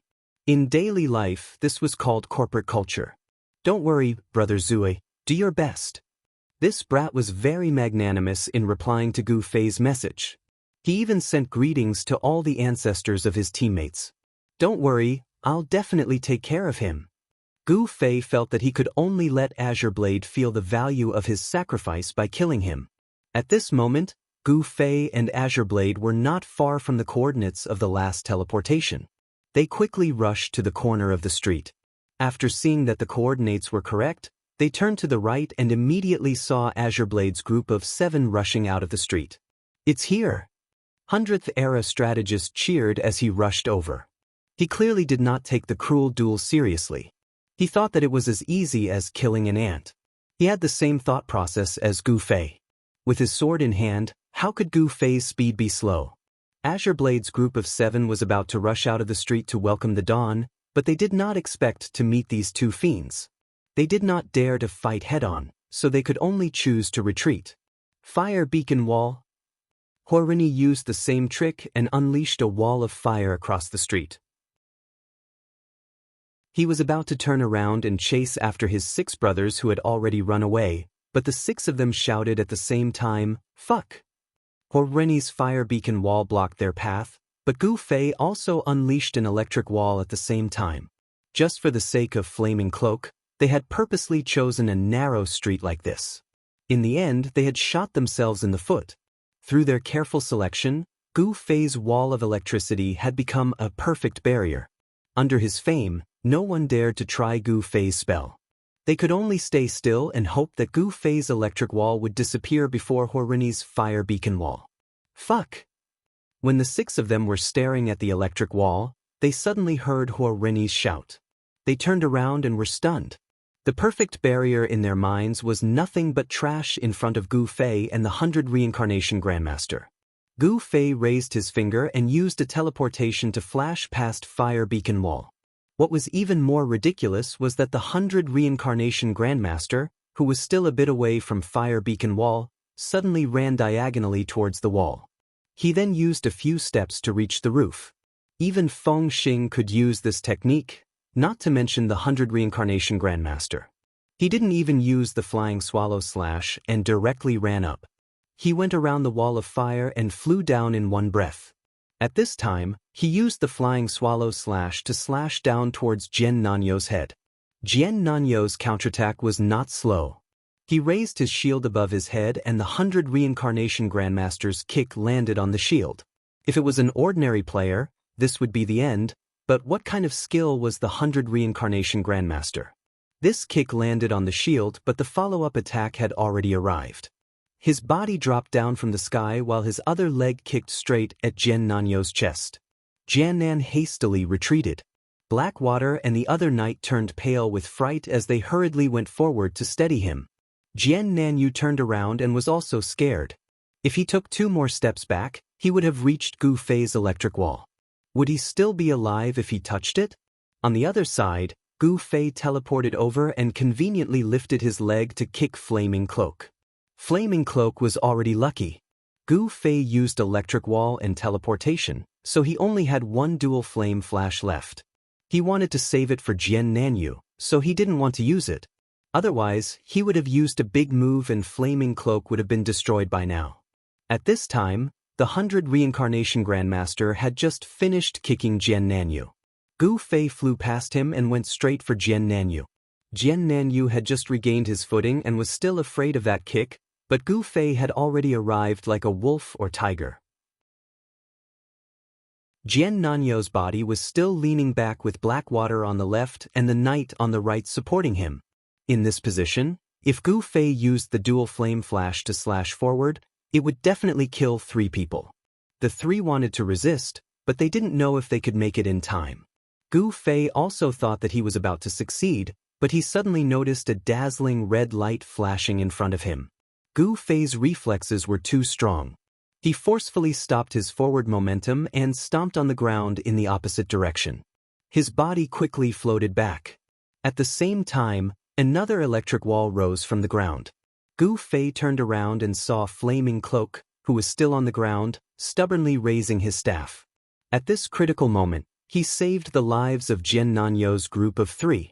Flaming Cloak was forced to do this. He could see that if he didn't do this, then Jian Nanyu's group wouldn't be able to resist. However, this obstruction also pushed the 6 of them into a desperate situation. The 6 of them were sandwiched between the Fire Beacon City and the Electric Wall, so their space was extremely limited. Gu Fei was a sorcerer. His area of effect spell had nowhere to dodge. However, there was no time to think about this at this point. They could only wait and see how much damage the sorcerer could inflict. Flaming Cloak's gamble really hit Gu Fei's weak spot. His area of effect spell was indeed not as powerful as the dual flame flash. Moreover, he could only use one area of effect spell at this moment. Was it a heavenly descent or a fire tree? Flaming Cloak nervously stared at Gu Fei, hoping that he could give his brothers the most important hint. But at this time, 100 Era's Jingluan was right next to him. He bent down and used a back throw to throw Horeni into his Fire Beacon Citadel while he was still in the position of being thrown. Flames soared to the sky. After being thrown, Flaming Cloak couldn't stop this enchanting flame and died in an instant. He didn't even have time to give his brothers a hint. However, with his death, this hint became unimportant. Although this throw from 100 Reincarnations Jingluan killed Flaming Cloak, it was actually a failure. At this time, if it was Slender Waist Dance or any other expert from the Child Elite group, they would definitely rush in front of Gu Fei to help him block the arrows shot by the enemy archer to interrupt Gu Fei's spellcasting. This would allow Gu Fei to smoothly complete his chant and blast the 6 people in the gap. However, 100 Reincarnations Jingluan's throw not only prevented Gu Fei from casting spells, but because of Flaming Cloak's death, Fire Beacon City was immediately unharmed. How could the 6 veterans miss this opportunity? They immediately rushed out from behind the electric wall. Chapter 413. 100th Era Strategist had the ability to fight against multiple opponents at once, so he didn't need to cooperate with others. Even in team battles, most of his companions were Grandmasters of Combat, so he had no experience in cooperating with other classes. When the 6 of them rushed out of the fire, 100th Era Strategist didn't even know that it was caused by his Flaming Cloak. After crossing the wall of fire, Bladesman charged toward Gu Fei. His escape route was completely blocked, so what other choice did he have other than to charge forward? Azuma charged forward, while Blackwater circled around Gu Fei's flank with his dagger. Glue released arrows to disrupt Gu Fei's movements. The paladin continuously cast blessing skills on his teammates, increasing their magic defense. Inukagami and the other priest didn't care if their teammates had taken damage or not and continued to cast healing spells. The 6 of them had practiced this tactic countless times, and countless experts in the game had fallen under their siege. Even Gu Fei didn't dare to be careless. Their 3-pronged attack was almost flawless, but it was a pity that Blackwater, who was ambushing on the left, was slightly slower. What a pity! If this thief's speed was just a little bit faster, he might not have been able to escape from this situation. Gu Fei thought as he flashed to the left.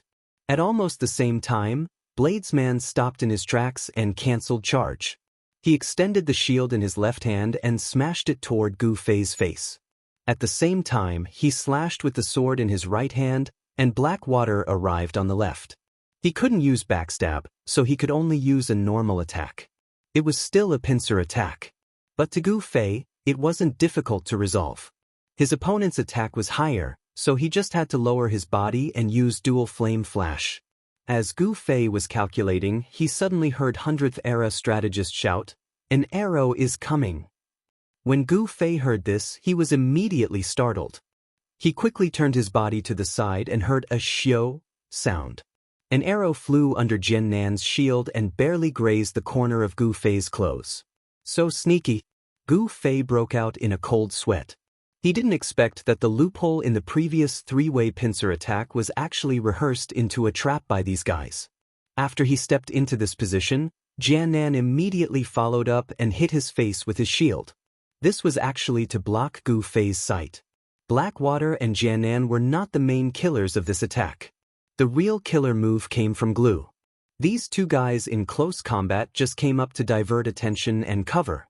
If not for the reminder from the people beside him, Gu Fei's arrow would have definitely hit its target. But at this time, although he barely dodged it, he also revealed a big flaw. This turn of his body just happened to fall into the arms of the Blackwater attack, and he was fiercely stabbed by the Blackwater. Fortunately, it was only a normal attack, so it was not a big deal.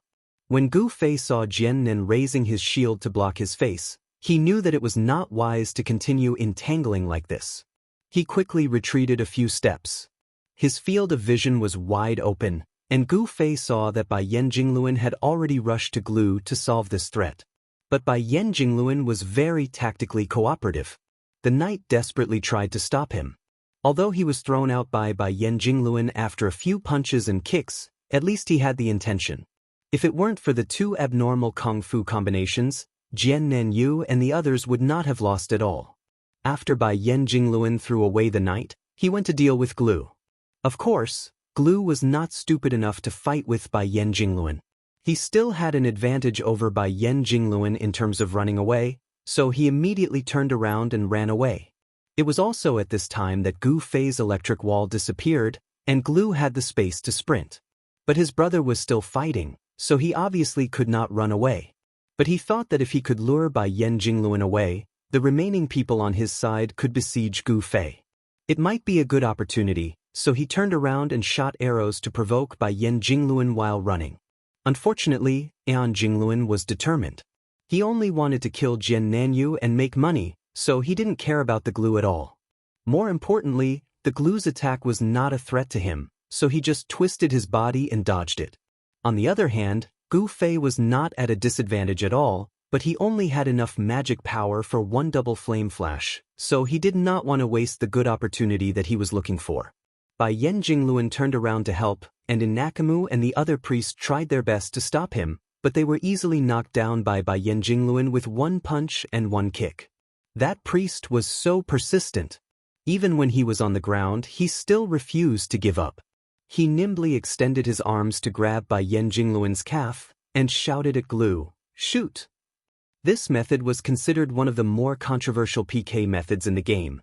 Get close to the opponent and restrict their movements while enduring the damage. This method was disdained by most experts, but Jian Nanyu and the other 6 obviously did not have such principles. As long as it was beneficial to the outcome, they would choose all the feasible methods. Bai Yan Jingluan was also careless. He did not expect his opponent to be so weak that he even had to hug someone's thigh. Glue had already shot 2 arrows when he heard the notification.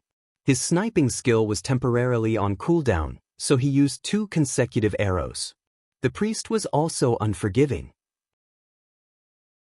He had been hugging one of Bai Yan Jingluan's legs earlier, but now he seized the opportunity to hug both of Bai Yan Jingluan's legs. Bai Yan Jingluan did not have the time to struggle, and Glue's 2 consecutive arrows had already arrived. He suddenly stretched out his hands, one in front of the other, and put his palms together, catching both arrows at the same time. Twin dragons playing with pearls. Beautiful! Gu Fei applauded for him. Twin dragons playing with beads was not a move to catch hidden weapons. Bai Yan Jingluan made a slight change and used it here, but Gu Fei still easily saw through it. His shout made Jian Nanyu and the others feel a chill in their hearts, especially the one who hugged Glu's thigh. He thought that he had fought for time at all costs, but seeing that Glu still had the leisure to observe the situation, he knew that the cooperation between Jian Nanyu and Blackwater was no threat to the mage at all. It was meaningless for him to hug Glu's thigh. Seeing the situation, Jian Nanyu knew that he was doomed. He could not even run because apart from Blackwater and Glu, the other four had no speed at all. But it was also meaningless to sacrifice two more people. Jian Nanyu winked at Blackwater, signaling him to leave first. Blackwater understood Jian Nanyu's intention. Without any hesitation, he immediately turned around and left. At the same time, he waved at Glu who wanted to shoot another arrow at Bai Yan Jingluan. Glu gritted his teeth. After releasing the arrow casually, he also turned around and ran out. The two of them turned into the preserved revolutionary tinder one after the other. Jian Nanyu was worried that Gu Fei would obstruct Blackwater, so he was ready to intercept him. Little did he know that Gu Fei did not care about Blackwater leaving at all. Jian Nanyu had long felt that the two of them were only targeting him, but he did not know that they were targeting him so clearly. It seemed that as long as he was killed, they were not going to make things difficult for the others. Jian Nanyu looked back and saw that Bai Yan Jingluan had broken free from the one who was hugging Glu's thigh. At this time, he completely ignored the other three people and rushed toward him. He immediately winked at the other three people, signaling them to leave first. Jian Nanyu decided to hold on a little longer to increase his brother's chances of survival. Unfortunately, this hope was like a bubble. Who could block a blow from Gu Fei and Bai Yan Jingluan when they joined forces? Jian Nanyu was blocked by the sword and the shield in front, but Bai Yan Jingluan had already approached him and grabbed him. With a wave of his hand, he threw him out. Jian Nanyu was depressed. So what if I die? Why did I die in the same way twice? Just as Gu Fei was about to follow up with a dual flame flash, he suddenly heard the sound of wind whistling past his ears. He didn't have time to take a look, so he hurriedly retreated. 100-era strategist also turned around to dodge. When he looked sideways, a group of players appeared at the intersection of the street. They pointed at Gu Fei and shouted, "He's here!" At the same time, the archers' tracking arrows rained down. The sky was filled with fire wheels, and the fire trees on the ground were so hot that they were bubbling.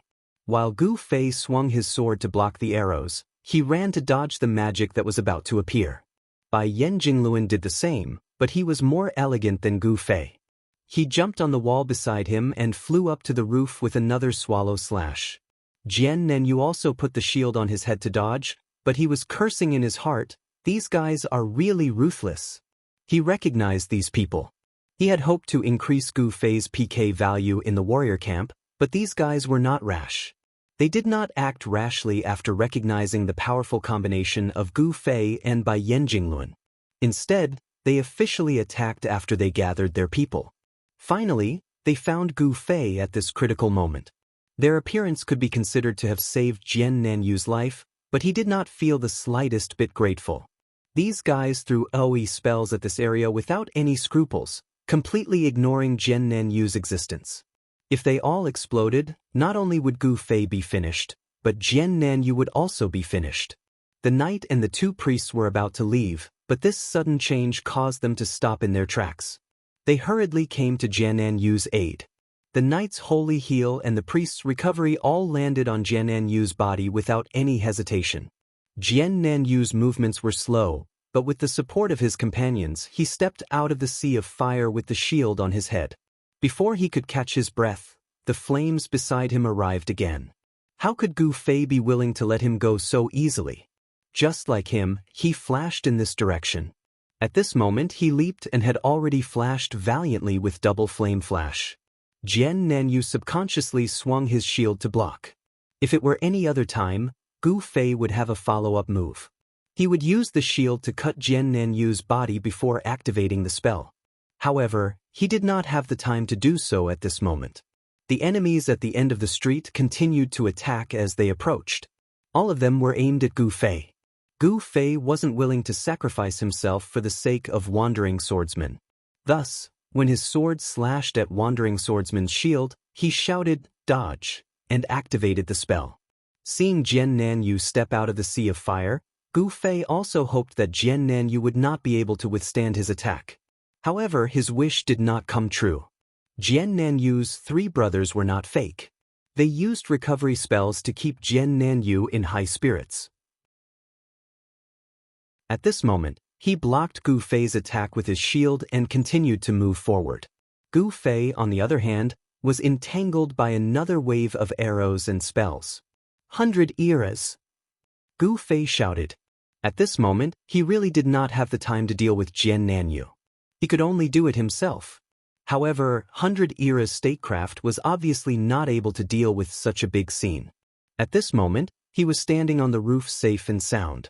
However, he did not know whether he should deal with the group of people first or continue to chase after Jian Nanyu. When he heard Gu Fei calling him, he quickly replied loudly, "What?" Chapter 4:14. What? Was just a subconscious response. When Gu Fei called him, he naturally looked in Gu Fei's direction. Then, what he saw was Gu Fei, who was flustered by the multiple attacks. Of course, Gu Fei would be flustered. If he could still remain calm in such a situation, he would have the time to deal with Jian Nanyu. At the same time, 100 Lives Grandmaster saw the fleeing Jian Nanyu and immediately came to his senses. He stepped on the roof and chased after Jian Nanyu. 100 Lives Grandmaster's agility did not go to waste. He ran much faster than Jian Nanyu and the others. It did not take him long to catch up. He took a big stride and flew down from the roof like a rock. However, when Jian Nanyu saw 100 Lives Grandmaster chasing after him, he already had a plan in mind. When the figure above his head swayed and 100 Lives Grandmaster was about to land, Jian Nanyu took a step forward and extended his arms to perform the ultimate move of the warrior, Whirlwind Slash. Even Gu Fei had suffered a great loss from this move, especially after he became a two-handed berserker. The Whirlwind Slash performed with both hands was equivalent to changing directions and doubling the speed of the rotation. Even Gu Fei did not dare to say that he was 100% sure that he could take it on. At that moment, 100 Lives Grandmaster was in midair. The Grandmaster of Combat did not have a weapon and could not use the techniques that Gu Fei often used. When Gu Fei turned around and saw the situation, he felt that 100 Lives Grandmaster was in trouble. Then 100 Lives Grandmaster rubbed his palms together and formed a palm with one hand to slap the sharp wind created by the Whirlwind Slash. Was he trying to catch Jian Nanyu's spinning sword? Gu Fei knew that the Grandmaster of Combat's weapon was a glove. It did not seem to be a problem for him to directly clash with the opponent's sword. However, the problem was that there was an absolute difference in strength between the two. Even if he caught the sword in the Whirlwind Slash, 100 Lives Grandmaster of Combat's strength would not be able to interrupt the warrior's Whirlwind Slash. Would it not be even more embarrassing if he was thrown into the air by the Whirlwind Slash? While Gu Fei was thinking about this, the two sides had already collided. The moment the palm of the 100 Generations statecraft came into contact with Jian Nan's Whirlwind Slash, a water droplet the size of a wash basin suddenly spat out from his palm. The water droplet immediately shattered into a cloud of mist when the blade of the sword came into contact with it. At the same time, the 100 Generations statecraft was also bounced up in the air, drawing a perfect arc as he flew over the roof and landed on the street next door. Jian Nan was only stunned for a moment.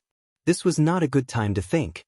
He immediately dispelled his skill and ran away with the other 3 brothers. He looked back at Gu Fei and saw that he was too busy with the robbers to care about him. Jian Nan finally heaved a sigh of relief. At that moment, Jian Nanyu was sure that the 100 Reincarnation Classics had used a skill. He had never seen this skill before, but he could make a rough guess. This should be the first skill that a Grandmaster of Combat would have after advancing to Chi Master at level 40, Chi Wave Shield. There were very few Grandmasters of Combat, and there were even fewer high-level ones. Among the high-level ones, there were even fewer who could advance to Chi Master. This was because the other path of advancement, the Striker, was a continuation of the previous Grandmaster of Combat's development of combo attacks. It was mainly based on high-speed, close-range attacks. It was obviously cooler, so it was more favored. The path of Chi Master was currently only seen in some official information. Jian Nan had never come into contact with it in the game. He did not expect the leader of the Grandmasters of Combat, 100 Lives Classic, to advance to Chi Master. Looking at it this way, 3 of the original 5 roaches had taken the non-mainstream path. Although the officials claimed that each class had its own characteristics and was absolutely balanced, balance did not change the player's preferences. For example, the archer who had advanced to sharpshooter, the thief who had advanced to assassin, the warrior who had advanced to violent warrior, and even the striker who had advanced to Grandmaster of Combat. These paths of advancement were obviously more aggressive. Most players liked these classes, so the overall proportion of people who had advanced to this path was higher. However, among the original 5 roaches, Slender Waist Dancer had advanced to Godly Thief, Deep Waters had advanced to Lurker, and now 100 Lives Classic had advanced to Chi Master. At this moment, Jian Nan could not help but think of Gu Fei. Although he was not one of the 5 roaches, he was obviously stronger than the 5 roaches.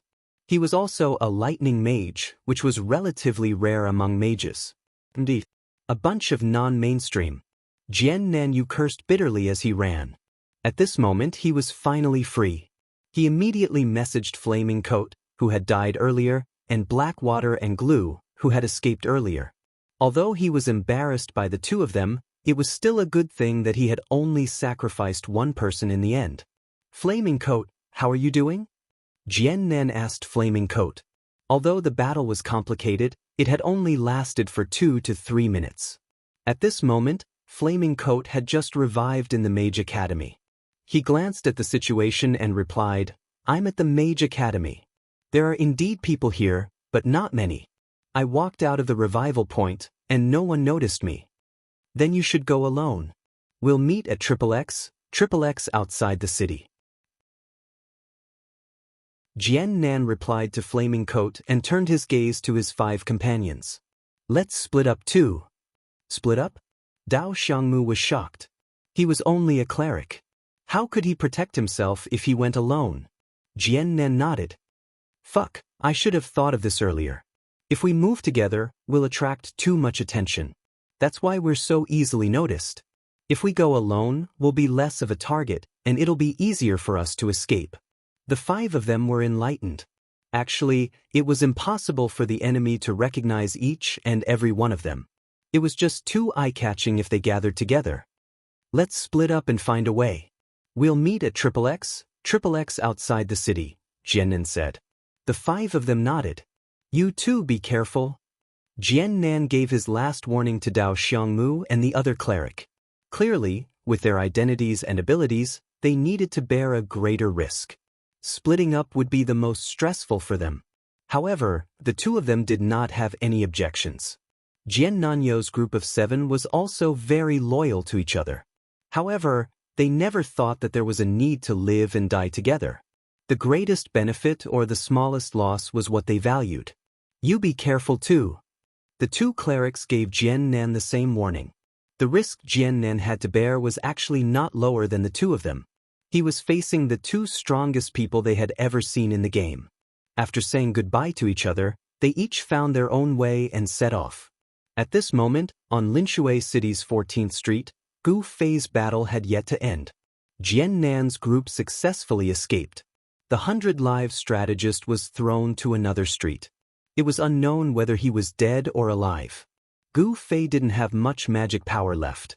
He was facing a large number of enemies by himself. Arrows chased after him, and spells were everywhere in the sky and on the ground. If it wasn't for the limited attack range of a sorcerer, the other party would have burned the entire street. Although it wasn't to such an extent, Gu Fei's escape route was blocked by the other party. The other party was very experienced. They threw spells at the spot behind Gu Fei. If Gu Fei wanted to dodge and retreat at the same time, he could only step into the bombardment area of the other party's spells. In order to dodge the other party's spells, Gu Fei could only take the initiative to close the distance between him and the other party. However, he also knew that he still had space to dodge. When the distance was close enough, the other party's spells would line up in a row, and he would no longer have any space to hide. Unless the other party's spell control was as haggard as the reborn amethyst. This was obviously unrealistic. The other party was a robber, and they were extremely fierce. He couldn't retreat, and there was nowhere to hide. Taking the initiative to attack was the only way out. Gu Fei also saved himself the trouble of thinking. He suddenly quickened his pace and brandished the Night Streamer sword, charging towards the other party's formation. The other party was extremely surprised. They didn't expect their opponent to have such an imposing aura even when he was alone. Moreover, he was a sorcerer, and he was still so brave as to charge towards them. "Sorcerers, get ready," the leader shouted. He had been waiting for this opportunity to take down Gu Fei in one fell swoop. The sorcerers raised their staffs high, some pointing to the sky, some pointing to the ground. However, Gu Fei acted as if he had heard an order. He raised the sword in his hand, and the arrows fell to the ground one after another. "Look at the distance. Fire!" The leader gave the order, and all the spells were chanted and fired. At the same time, Gu Fei also summoned a spell, lightning. It was the last spell he could use. There was an explosion of thunder in the sky, and the lightning spell was the first to be summoned.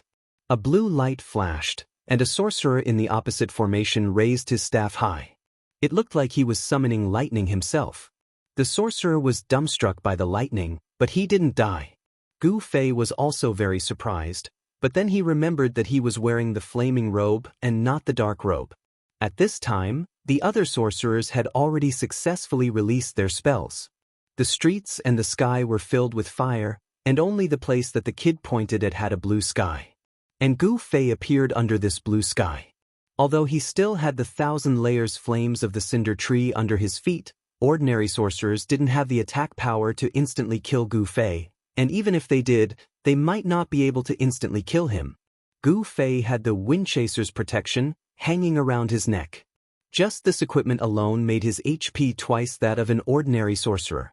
Gu Fei, who usually didn't care about how much HP he had, couldn't help but feel that this equipment gave him a sense of security. At this time, Gu Fei was already close to the enemy. The enemy's front row was full of archers, and when they saw the enemy approaching, they immediately dodged to the side. Gu Fei swung his sword left and right. Sometimes there was fire, sometimes there was lightning, and sometimes there was only sword light. He didn't aim to kill anyone, but his current goal was to escape. Behind the archers were the sorcerers. Gu Fei relied on his strength to be more awesome than ordinary sorcerers, and when he got close, he used the stained 18 falls technique. 2 sorcerers had already been thrown to the ground by him, and the other sorcerers also dodged chaotically to the side. Like the archers, sorcerers were especially flustered when they were closed in. Behind them were the warriors and thieves, who hadn't had the chance to attack yet. Close combat was their main battlefield.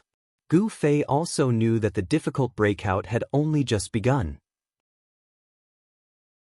A thief came at him head-on, and Gu Fei stabbed out with his sword. There was no suspense in being hit, but the problem was that the damage wasn't enough to make the opponent feel any pressure.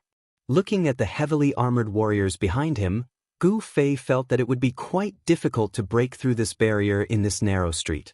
As a result, he didn't try to force his way through, and retreated a few steps back to the group of sorcerers and archers. It was better to bully these guys first, and then act according to the situation, Gu Fei thought.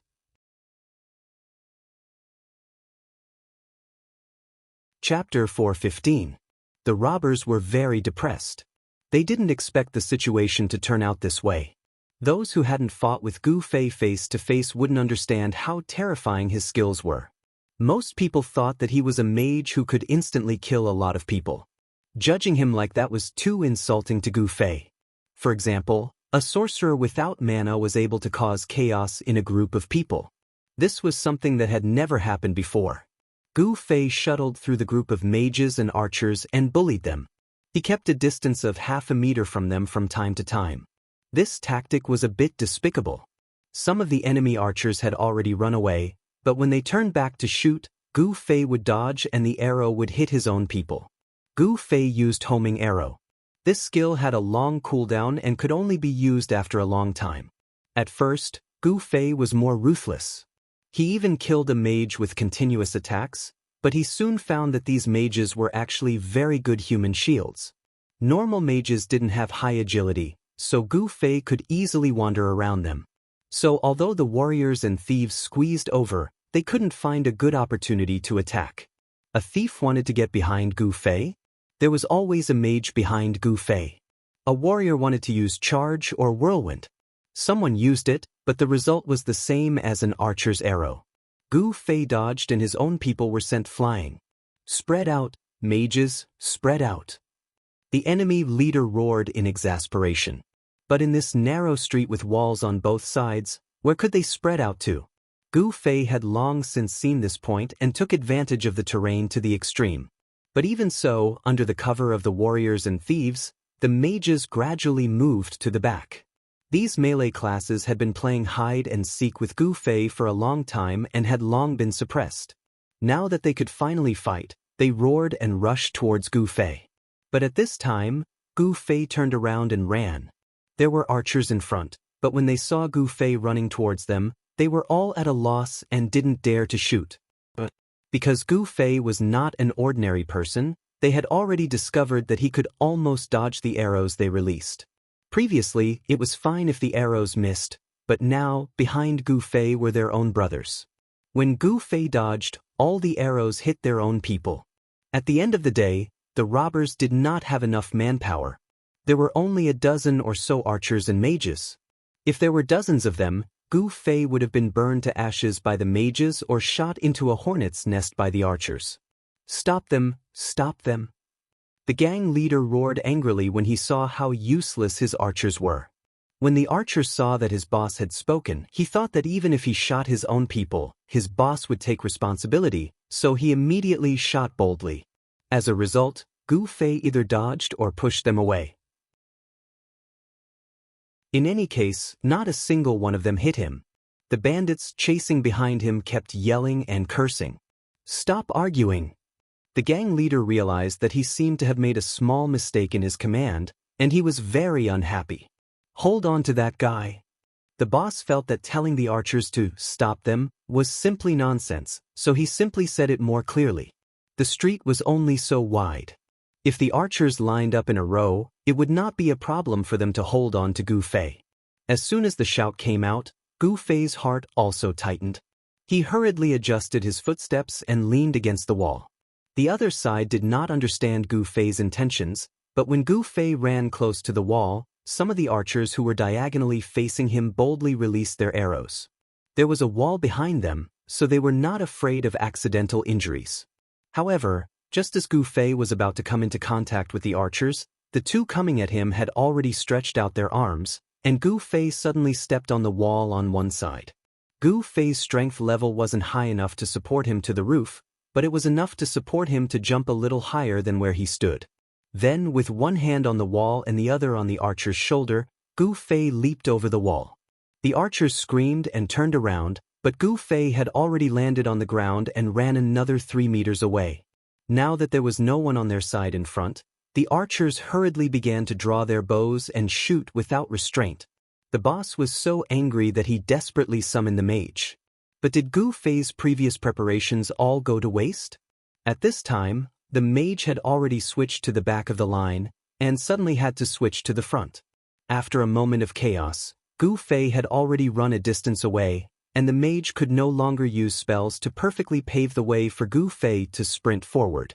Chase, chase for me! The boss roared and roared. In fact, Gu Fei's escape was not at all carefree. He knew that he would definitely die in a long battle, so he immediately ran away after disrupting the other side's formation. At this time, he was already fighting with his life on the line. Dodging with his back to the arrows, he was a little careless, and an arrow had already pierced his shoulder. The archers behind him were still shooting as they chased after him, and Gu Fei did not know if he would be exhausted to death by them at this rate. However, there was already a turn in the street ahead, and as long as he could reach that place, his chances of survival would greatly increase. But at this moment, Gu Fei seemed to see a head poking out from that turn in the street, and then quickly shrinking back. Could it be an ambush? Gu Fei's heart tightened, and he did not dare to get too close to that side. After a few sprints from the middle of the street, he finally reached that turn. Gu Fei turned his head to look, wanting to see what the ambush was before deciding what it was. As a result, when he glanced over, he saw a group of extremely wretched fellows crouching at the foot of the wall, each of them looking like a thief. The moment Gu Fei rushed past, he saw all of their heads turning in his direction with a swoosh, and then their faces were filled with surprise. "Brother Zue, come here quickly," one of them shouted. Gu Fei had long since relaxed, and he recognized these fellows as the eternal life among flowers. He quickly rushed into the street, and Tsubasa Sakuratsuka was already waving his hand. "Brothers, it's our turn to fight." Then he saw the fellows under the wall lazily stand up, and while laughing, they pulled their bows and jumped out of the street together. "Shoot!" Tsubasa Sakuratsuka shouted. "Shoot!" Everyone shouted after him, and some of them even whistled in a perverted manner. Gu Fei felt a little embarrassed to be among them, and then he looked at the vast expanse of grass next to him, and saw that the girl was calm and at ease. Habit becomes second nature. This saying was true. Gu Fei thought. The archers of the robbers charged fiercely at the front, and their bows were raised to shoulder level. From the looks of it, they had thought of themselves as a special police force that was going to capture a fugitive. Unexpectedly, at the corner of the street, Gu Fei jumped in alone, and then dozens of people jumped out. "Ambush!" the archers shouted, and the enemy was already raining arrows. Eternal life in the flowery thicket was made up of archers. Fireball squeezed into the middle and wanted to throw a spell, but this group of unorganized and undisciplined guys bumped into him, and he couldn't even complete a successful cast. Although it was chaotic, in this kind of street battle, the simultaneous shooting of nearly 40 archers was too powerful. The archers at the front of the enemy were instantly wiped out, not a single one was spared. Right behind the archers were the bandits. There was nowhere to hide in the street, and a volley of arrows led to the same result. The third group were the mages who had previously thrown spells at Gu Fei. They had low health and weak defense, and were wiped out after a volley of arrows. After 3 waves of attacks, the 3 main classes of the robbers were clearly eliminated, and the next to be challenged were the warriors. Tank! The boss only reacted after 3 waves of his men were wiped out. The tank warriors rushed out with shields and blocked the archers' attacks. Retreat! It would be stupid to charge forward at this time. Forward! Tsubasa Sakuratsuka commanded everyone to move forward. It was now the archers' turn to show off their strength. They all pretended to be cool and raised their bows as if they were Agent 007. "It's my turn now." Fireball stomped his feet in the crowd. The opponents were all warriors with high defense, so it was time for him to show off as a mage. "Go away!" Fireball was pushed out of the crowd by the archers. Fireball was furious. He turned his head and saw Gu Fei standing beside him. He held an apple in his left hand, and took out a mage robe from his pocket with his right hand. He handed it to Fireball along with the Night Stream sword. "Here, I'll let you show off." Fireball accepted it blankly. After seeing the attributes of the 2 items, his breathing quickened. He quickly took off his robe and put on the Night Spirit robe. He threw his staff to the side and pointed the Night Stream sword at the enemy formation. "Fire wheel from the heavens, descend." Fireball chanted loudly. Flames flashed in the sky, and he pounced on the ground. The street instantly became quiet, and a large blank space was dug out from the enemy's formation. As a normal mage, Fireball mainly added points to intelligence. He usually used AoE spells when leveling up, so his proficiency level was higher than Gu Fei's. At this moment, he was wearing the Night Spirit robe and wielding the Night Streamer sword. The spells he chanted were much stronger than Gu Fei's. Gu Fei's AoE spells could only insta-kill professions with low HP, but with Fireball's 2 pieces of equipment, even warriors would be turned into ashes under his hands. Of course, it wasn't absolute. There were still a small number of them standing. But the key was that Fireball quickly added 1,000 layers flames, so the world became so quiet. Sure enough, he killed a mage in seconds. The survivors among the robbers stuttered. Their boss had also been killed by those 2 spells. The archers of eternal life in the flower bush were also shocked by the fierce clearing. The toughest warrior was actually so weak? Everyone subconsciously thought about what would happen if such a spell was thrown on their head, and suddenly felt their hearts beat faster. Everyone forgot to continue shooting arrows and slowly turned their heads back. Behind them, the mage in black lowered his head and held a long sword in his hand, making a very reserved pose. After feeling the atmosphere for a moment, the mage slowly raised his head and smiled contemptuously. Not bad. There was a dead silence. But it was quickly interrupted by a crisp crack. Gu Fei bit an apple and said to Fireball, "That's enough. Give me back my equipment." Fuck. Only then did everyone realize what was going on. They surrounded the Fireball and violently hammered it. Butterfly knot. Don't worry if Fireball won't return the equipment to Gu Fei.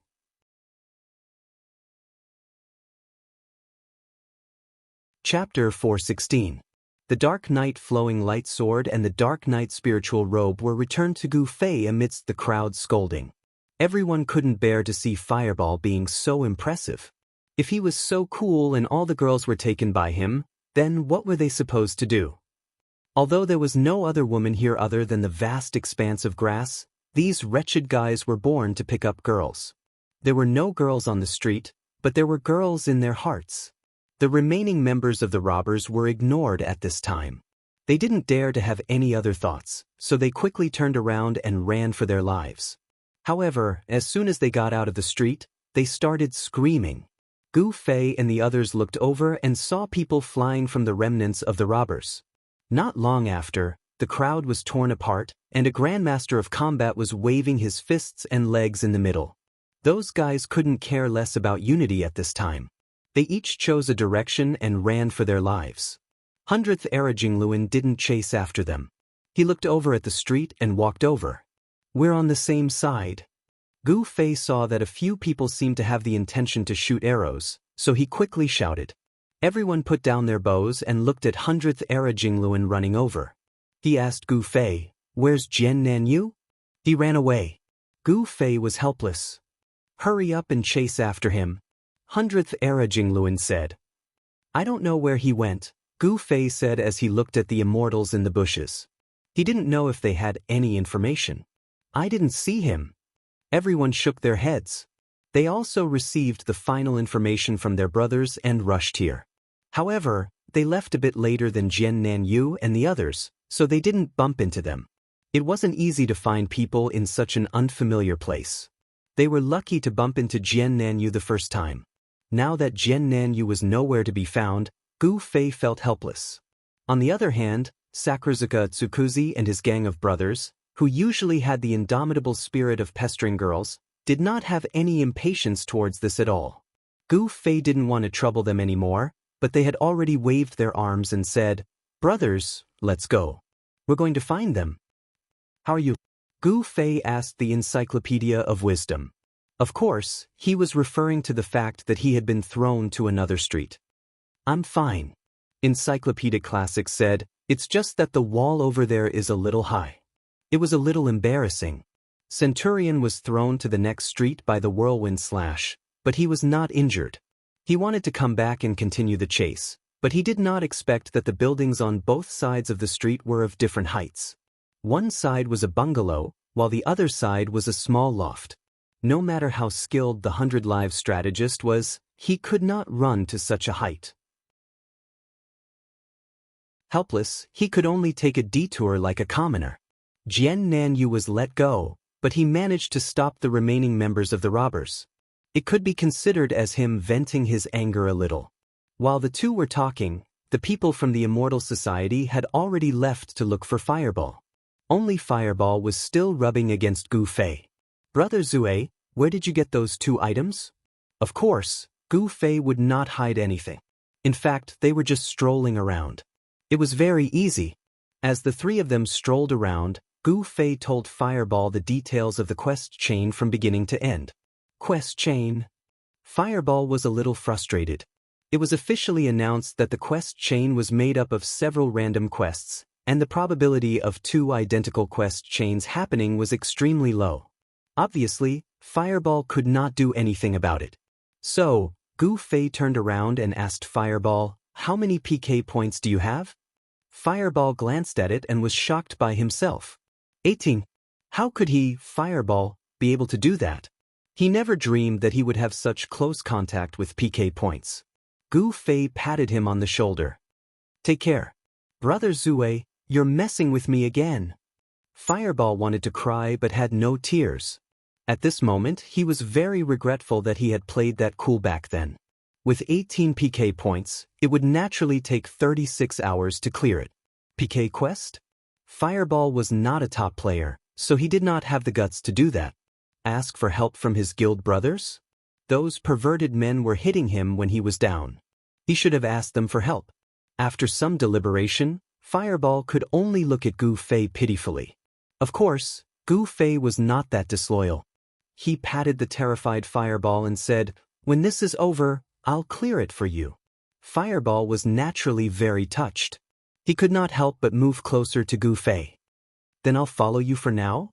With Fireball's low movement speed, following Gu Fei was really a burden.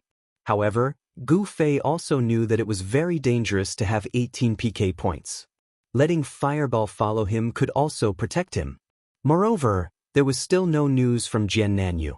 It was better to wait for news before hurrying on. Just as he was thinking about the news, Han Family Young Master sent a message in the mercenary channel. "Assassin, how's it going?" "He got away." Gu Fei was regretful. It had been some time since Gu Fei said he found Jian Nanyu. Jian Nanyu had not revived in the warrior camp. Han Family Young Master guessed that Gu Fei did not succeed. However, Gu Fei's failure was obviously more surprising than his success. Han Family Young Master hurriedly asked, "What happened?" "Another group of robbers. I don't know if they are Jian Nanyu's accomplices, but they suddenly interfered." Gu Fei was very regretful. "Then what about now?" "Continue looking." Gu Fei replied. "Go do what you need to do." Han Family Young Master ended the call. The other members of Child Elite Group could naturally see the conversation in the channel. Gu Fei actually failed to take down Jian Nanyu. Everyone was amazed. Yutian Shunming ran back from his sniping spot and looked at Han Family Young Master. "How long are we going to waste?" Han Family Young Master ignored him. He looked at the time and muttered, "Brother Yu." Just as he said these 2 words, a familiar figure walked out from a cluster of white light in the warrior camp. "Brother Yu, you're finally back." Han Family Young Master finished his sentence. However, Brother Yu did not answer. He quickly took out his little notebook from his pocket and stood on the spot, quickly writing something. The 4 of them seemed to know what he was doing. No one went forward to disturb him. Brother Yu wrote for a while, then let out a long sigh. He put away his pen and stared at the notebook. He smiled at the 4 of them. "I shouldn't have remembered wrongly." Brother Yu had suddenly gone offline to gather information, but of course, he could not bring the information he had gathered in real life into the game. Brother Yu could only forcefully memorize it. Once he entered the game, he quickly wrote it down in his notebook while his memory was still fresh. "Did you find out everything?" Han Family Young Master asked. Brother Yu nodded his head in enjoyment. This was his exclusive Brother Yu moment. He waved the notebook in front of everyone and said, "Simple information on the top 20 guilds in Linshui City is here." "Wow, you can remember the information on the top 20 guilds? Brother Yu, you're a genius." Yutian Shunming affirmed Brother Yu's achievements. "You're flattering me." Brother Yu immediately said modestly, "Tell me the names of the guild leaders." Han Family Young Master said. Brother Yu read them out one by one. Han Family Young Master quickly tested them one by one. When he finished, he angrily scolded, "None of them turned on the friend switch." Everyone shrugged their shoulders. Those who could establish guilds were all experts in the main city. Naturally, the friend switch couldn't be turned on casually. Otherwise, countless noobs would add you as a friend and crazily shout, "Brother, take me! Brother, Give me some money. Go to the mailbox. Han Family Young Master waved his hand. You're preparing. When Han Family Young Master said that he needed these things, everyone did not know his intentions. This kind of information could be casually asked on the road, but the amount of information that Han Family Young Master needed was too large. Ordinary players could basically say the simple information on 2 or 3 of the biggest guilds. Who would remember 20 guilds? Sword Demon suggested going to the guild building to make a simple copy. This method was definitely accurate, but it would take time to get to the guild building. Brother Yu simply went offline and went to the forums to gather information. After all, this warrior camp was a safe offline area, so it was very convenient to come and go. In such a short time, Brother Yu had already gathered information on 20 guilds. His efficiency could not be said to be low. At this moment, Han Family Young Master couldn't add these guild leaders as a friend and said that he wanted to go to the mailbox. Everyone guessed that he had something to discuss with these 20 people. Arriving at the mailbox, Han Family Young Master waved his pen and quickly completed a letter. He casually handed it to the person beside him and said, "Copy it." The 4 people's heads moved closer to take a look. After reading, they couldn't help but exclaim, "Wow, too vicious. Do you want us to live?" The content of the letter was to inform these 20 guilds that the cleric of Linshui City's Jian Nenyu possessed a resurrection-type skill. More importantly, Han Family Young Master also told them that Green Narrow Guild had already started to fight for this equipment. If the first piece of information wasn't bewitching enough, then the second piece of information cut into the guild's weak spot. This kind of exquisite item would benefit any guild's strength. At this moment, even if some guilds did not have the despicable intention of snatching other people's equipment, they would definitely come out to obstruct their competitors when they knew that there was a competitor making a move. After all this, the main focus was naturally on the fight for the staff. You want all the guilds in Linshui City to be annihilated. Everyone exclaimed in admiration at Han Family Young Master's generosity. I don't know what will happen to the guilds, but if Jian Nanyu and his gang don't die, then it's too unreasonable. Han Family Young Master replied calmly. After that, he urged everyone, make more copies. I want to send this news to all the core members of each guild other than the guild leader. After all, letters were different from short messages. Very few people would immediately run to the mailbox to read the system's notification. Han Family Young Master had long been prepared for this, so he asked Brother Yu to gather more information about the guilds. Just 2 or 3 guilds might not be able to stir up any trouble. Right now, there were a total of 20 guilds with dozens of guild core members receiving the same letter. Han Family Young Master did not believe that there wasn't a single person who happened to be near the mailbox, so he came to take a look. Furthermore, he had included a gold coin in every letter. This item was attached to the mail, so the system would also give a notification. What was even more amazing was that it would only say that there was a gold coin in the letter, but not the exact amount. Han Family Young Master believed that this gold coin letter would be able to arouse the curiosity of many people. Butterfly Knot, Student Jian Nanyu, I want to pray for you.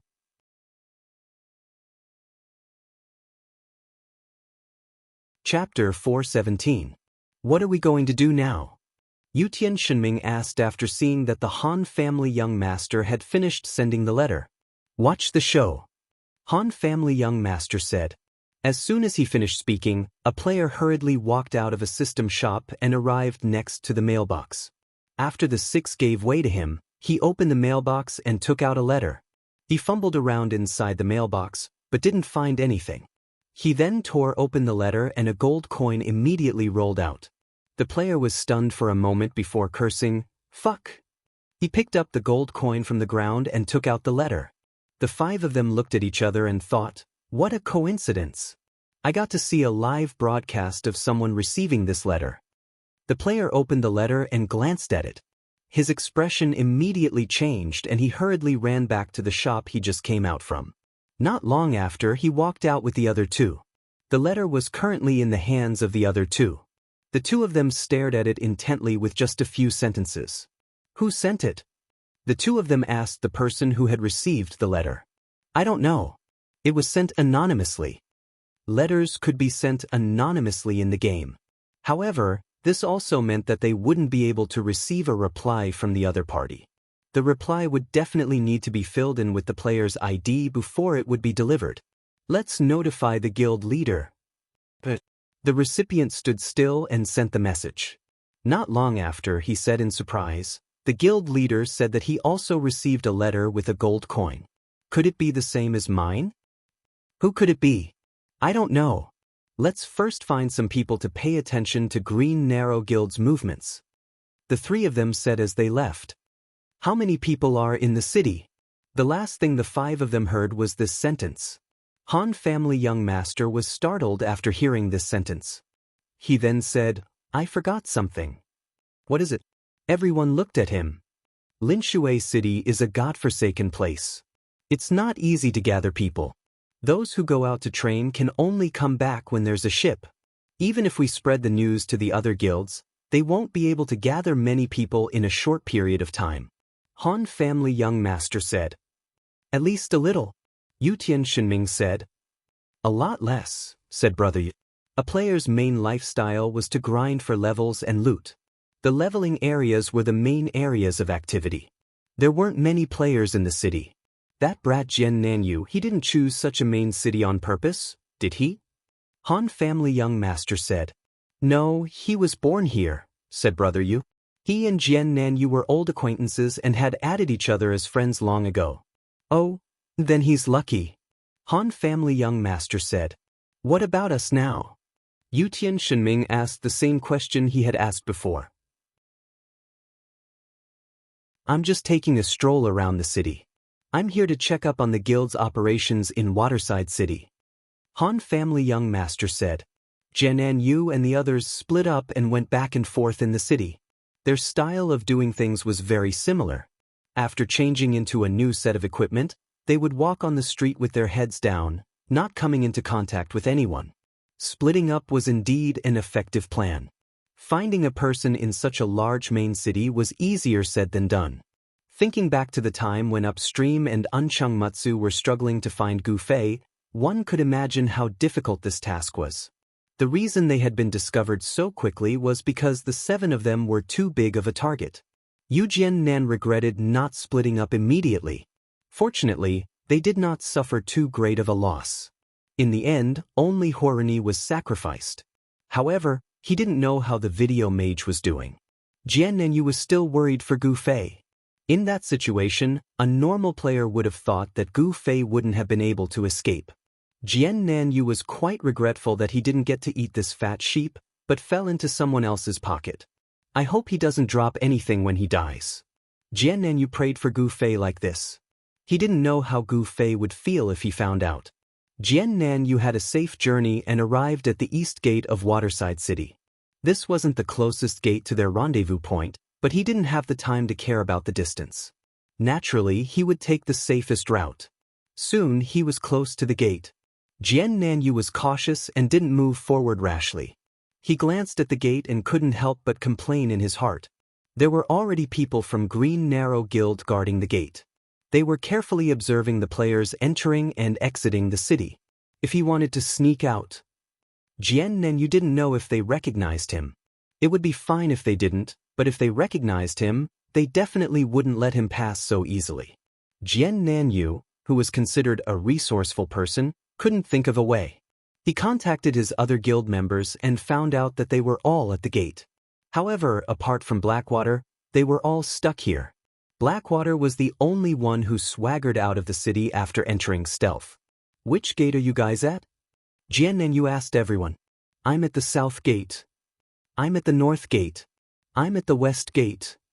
I'm at the west gate too. You're at the west gate too? Where are you? Why don't I see you?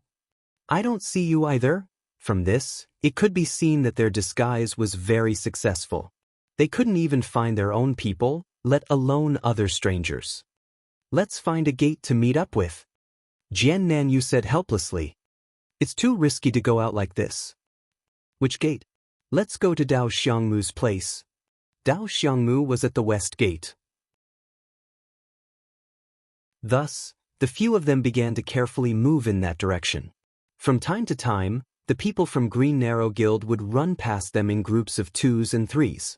Every time they ran past them, they would break out in a cold sweat. However, they didn't expose themselves. Jian Nanyu and the others were still rejoicing in their hearts. However, they didn't know that their actions had given the Han family young master time to execute his gold letter plan. Out of the 20 guilds in Waterside City, a total of 17 responded immediately after receiving the gold letter. The ones who received the letter were either the guild leader or the core members of the guild. In short, the message had already been delivered. Out of the 17 guilds, 6 of them were relatively casual guilds. They weren't greedy and didn't take the news seriously. The remaining 11 guilds began to pay close attention to the matter. Just like what Han family young master and the others had seen at the mailbox, they immediately gathered people to investigate the situation. Green Narrow Guild had hundreds of people. Some were running around the city, some were guarding the city gates, and some were guarding the various safe zones. The Priest Academy, in particular, was heavily guarded. It was easy for people to notice them. As such, they concluded that the news was not fake. Although they were still suspicious of the source, they immediately issued a summon to the players on the leveling island. It took time to return by boat. Jian Nanyu's group of 7 wandered around the city, giving them some time. As the enemy's people hurried back, they began to collect information on Jian Nanyu's group. The more people there were, the more power they could muster. Green Narrow Guild might not be able to recognize all 7 of them, but now that they had spread the net so far, they only knew a little bit about the situation. Although they didn't exchange information with each other, the 7 of them were basically transparent. Each guild displayed their strengths. Those who recognized Flaming Cloak led their teams to search for this face, while those who recognized Dao Xiangmu searched for this face. Everyone split up, and the number of search parties in the city increased. The 7 of them vaguely sensed this situation. Jian Nanyu immediately reminded everyone, the news might have already spread. Everyone be extra careful. Fuck, how did it happen so quickly? I don't know. Jian Nanyu couldn't figure it out. As a professional robber, Green Narrow Guild definitely wouldn't leak this kind of information. However, the players in the beach tavern shouldn't have let the news spread so quickly. Of course, Jian Nanyu didn't expect Child Elite Group to give such information after the fact. Since the 7 of them sensed it, Green Narrow Shadow, the guild leader of Green Narrow Shadow, naturally sensed it too. How did the news spread so quickly? That was the first thought that flashed through his mind. From beginning to end, Painting Narrow Shadow saw the search teams from the 3 guilds, and he also saw the tacit expressions on the leaders' faces when they looked at him. He was certain that the other party's goal was the same as his. Hello, how are things on your side? Narrow Shadow called the members of the Priest Academy. This was the main battlefield that he had predicted. A lot of people suddenly came. There are people from all the big guilds. The players from the Priest Academy replied while wiping their sweat. In reality, the situation was getting tense. There were more and more guilds gathered here, and there wasn't enough space to stand. On the surface, no one said anything, but the obvious hostility between them scared the players who had just come online. They didn't know what to do and hurriedly went offline. Fuck, these guys are really cunning. Of course, Narrow Shadow knew that it wasn't easy to gather people in Waterside City. These guilds were probably short on manpower at this time, so they all gathered at the Priest Academy. They were determined to take advantage of the situation there. What do we do? The people from the Priest Academy were helpless. Wait, I'll be right there. Narrow Shadow sighed. Now that so many guilds had their eyes on this thing, it wasn't a good idea for everyone to just rush up and snatch it. It seemed like they needed to meet up and discuss this. Meanwhile, on Gu Fei's side, the people from Eternal Life in Flowers and Wandering Swords group of 7 didn't recognize each other at all. Now that they had split up, they didn't know each other even if they stood in front of them. Naturally, they wouldn't be able to find anything. On the other hand, the movements in Waterside City had already fallen into their eyes. Gu Fei 100-era strategist, and a few other people from Eternal Life in Flowers just happened to meet up near the Priest Academy. When he saw the scene in the Priest Academy, Gu Fei's blood started to boil. It looks like they're going to kill someone, right? Even clerics can attract so much hate. 100-era strategist was astonished. It was indeed difficult for clerics to cause trouble. Of course they will. Gu Fei smiled thoughtfully. Hey, what are you laughing at? Boundless Mang was extremely dissatisfied. I didn't mean to hint at you. Gu Fei wiped his sweat. It turned out that the cleric who could cause such a scene was standing next to him. However, the cleric that Gu Fei arrived at was indeed not Boundless Mang. These people don't seem to be from the same guild. With so many guilds guarding here, it's like they're waiting for a boss. Tsubasa Sakuratsuka said, Butterfly Knot. Will there be a battle royale in the next chapter? Won't there be? Won't there? Won't there?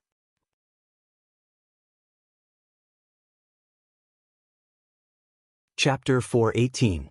I think they're really waiting to kill a boss. Boundless Mang suddenly said. Everyone looked at her. It's obvious that the news of someone reviving in the beach tavern has already spread. These people are obviously here to ask for advice. Boundless Mang said. Oh. Boundless Mang said tactfully, but everyone quickly understood what she meant. Gu Fei gave her a thumbs up, as expected of someone with experience. Not to mention Gu Fei and 100 Realm strategist, Tsubasa Sakuratsuka and Fireball were also experienced players, so they didn't react as quickly as Boundless Mang. What do you mean? Boundless Mang stared at Gu Fei. Nothing, I'm just respecting the truth. Gu Fei said. Boundless Mang was speechless because this was indeed the truth.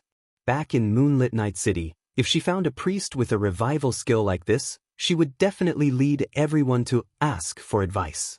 However, when she was at her peak, Dust Guild was the only guild that had a monopoly and no one dared to compete with them. It was definitely not like Waterside City, where the guilds gathered outside the Priest Academy. Boundless Mang counted, but she couldn't count them all. In any case, there were already 6 or 7 guilds. This scene seemed a bit familiar. Boundless Mang was slightly startled and didn't know whether to laugh or cry. Back then, when she ambushed people to drop their equipment, it wasn't like this. But when she fell from grace and was hunted down, she was trapped in the Priest Academy. Many guilds raised their flags and squatted outside the academy, swearing to kill everyone. At that time, she didn't feel wronged at all. But now that she knew of Silver Moon's shameless actions, she couldn't help but feel a bit sour when she thought about it. So many people are here, where's the priest? Gu Fei muttered. Boundless Mang came back to her senses and said, They haven't found it yet. They're probably searching the entire city. As soon as they find it, they'll immediately send it over. Gu Fei thought for a moment and said, Their intentions are very clear. There's no way Jian Nan Yu and the others don't know about it. Would they still bring the staff with them? There are people in the warehouse too. Mang Mang replied. She noticed all of this because she had directed these processes before and was very familiar with them. Warehouse? Oh, I'm not talking about that. What I'm saying is, right now, everyone is crouching in the Priest Academy waiting. What if he gives this equipment to someone else? Gu Fei said. Give it to someone else? Everyone was stunned. Clearly, the veterans of the game didn't approve of this plan. The trust between players in the game was often weak. Handing over such a valuable piece of equipment to someone else for safekeeping might very well become a ritual of severing ties. What's wrong? What's wrong with that? Obviously, Gu Fei didn't have a trust crisis like normal players did when he lent 2 pieces of super equipment to Fireball just to show off. Brother Zhu A. Fireball's face was full of a pitiful expression. Not everyone is as virtuous as I am, who would return your exquisite equipment without hesitation. If it were anyone else, like Tsubasa Sakuratsuka, they would definitely take the equipment and run. Fuck, how could that be? Tsubasa Sakuratsuka was filled with righteous indignation. It's not like it's a lurker's equipment, he said. Everyone looked at him with disdain. I think it's possible that they would do that. Gu Fei concluded in a serious tone. The experience of fighting with Jian Nanyo's group of 7 made him feel that their actions might be shameful, but their friendship was not fake. Moreover, they were a group of robbers, so they could be considered a business group. The resurrection staff was probably a collective property.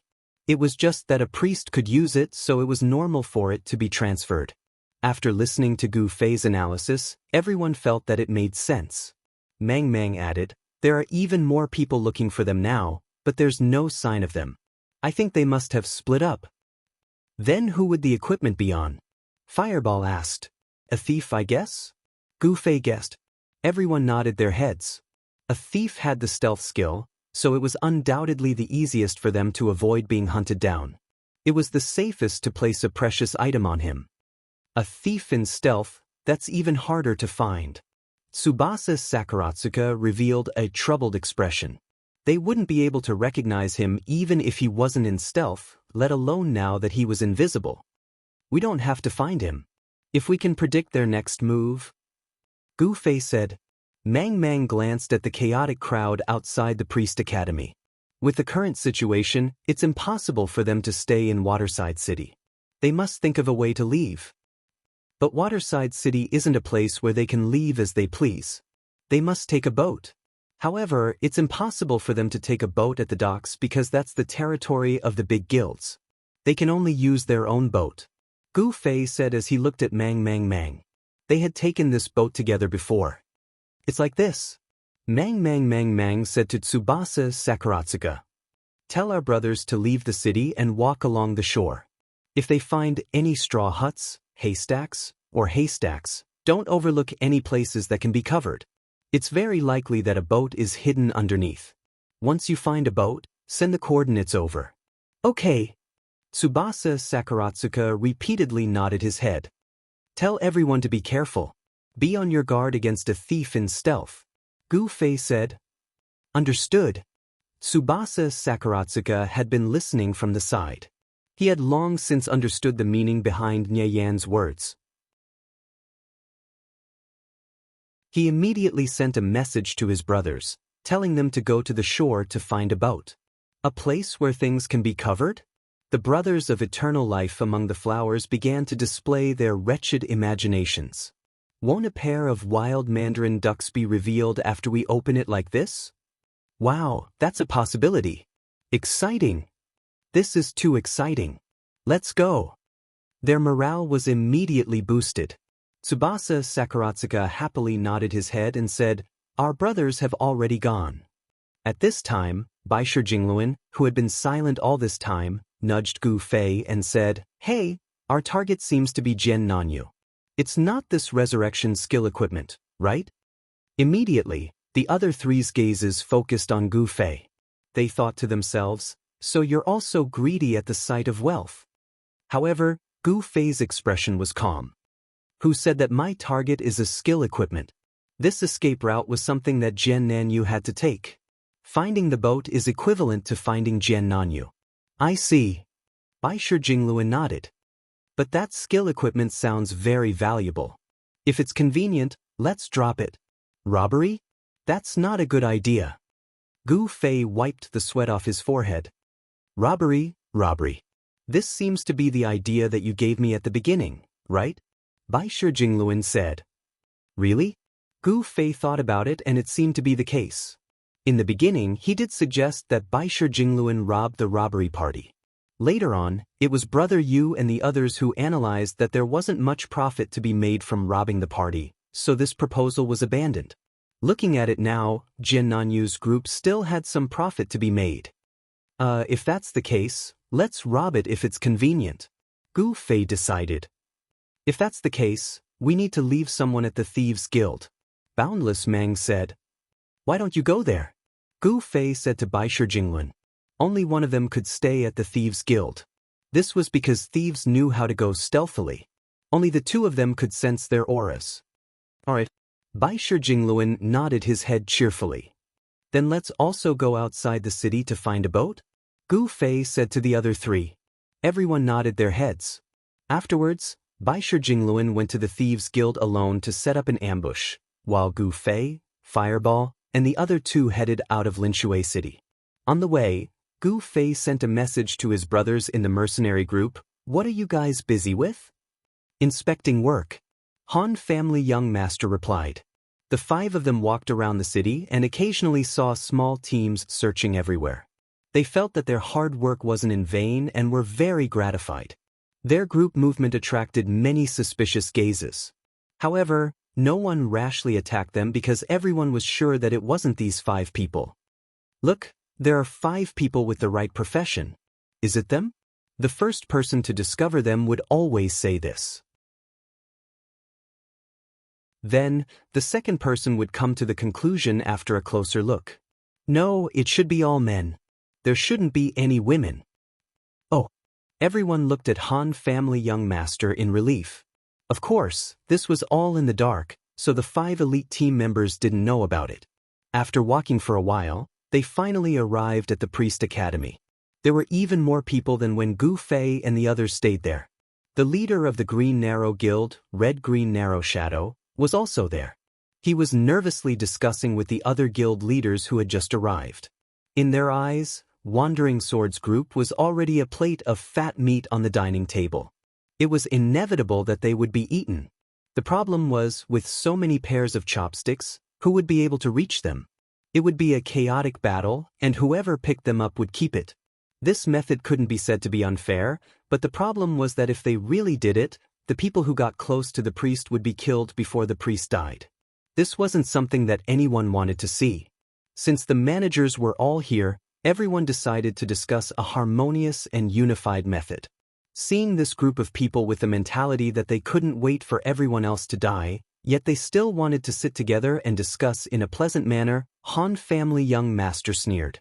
What's wrong? Everyone hurriedly asked. Those who were familiar with Han family young master knew that although this guy was scheming, he wasn't the type to not show his emotions. When he smiled warmly, it meant that you were in trouble. When he smiled coldly, it meant that you made a mistake, and he was laughing at your idiocy. Let's go. Han family young master didn't have any interest in staying at the Priest Academy for another second. He called for them to leave. Where are we going? Everyone asked. We're going to walk around outside the city. Han family young master said. What's there to walk around outside the city? Everyone didn't understand. Linshui City is already in such a mess. How can Wandering Sword's group survive? They're definitely thinking of a way to leave. Han family young master said. But can they still leave? Along the way, they looked at the city gates. As the players who went out to level up returned, the guards at the city gates became more and more full. There's always someone who can leave. Han family young master said. Who? This butterfly knot. Who is the target? Who will answer?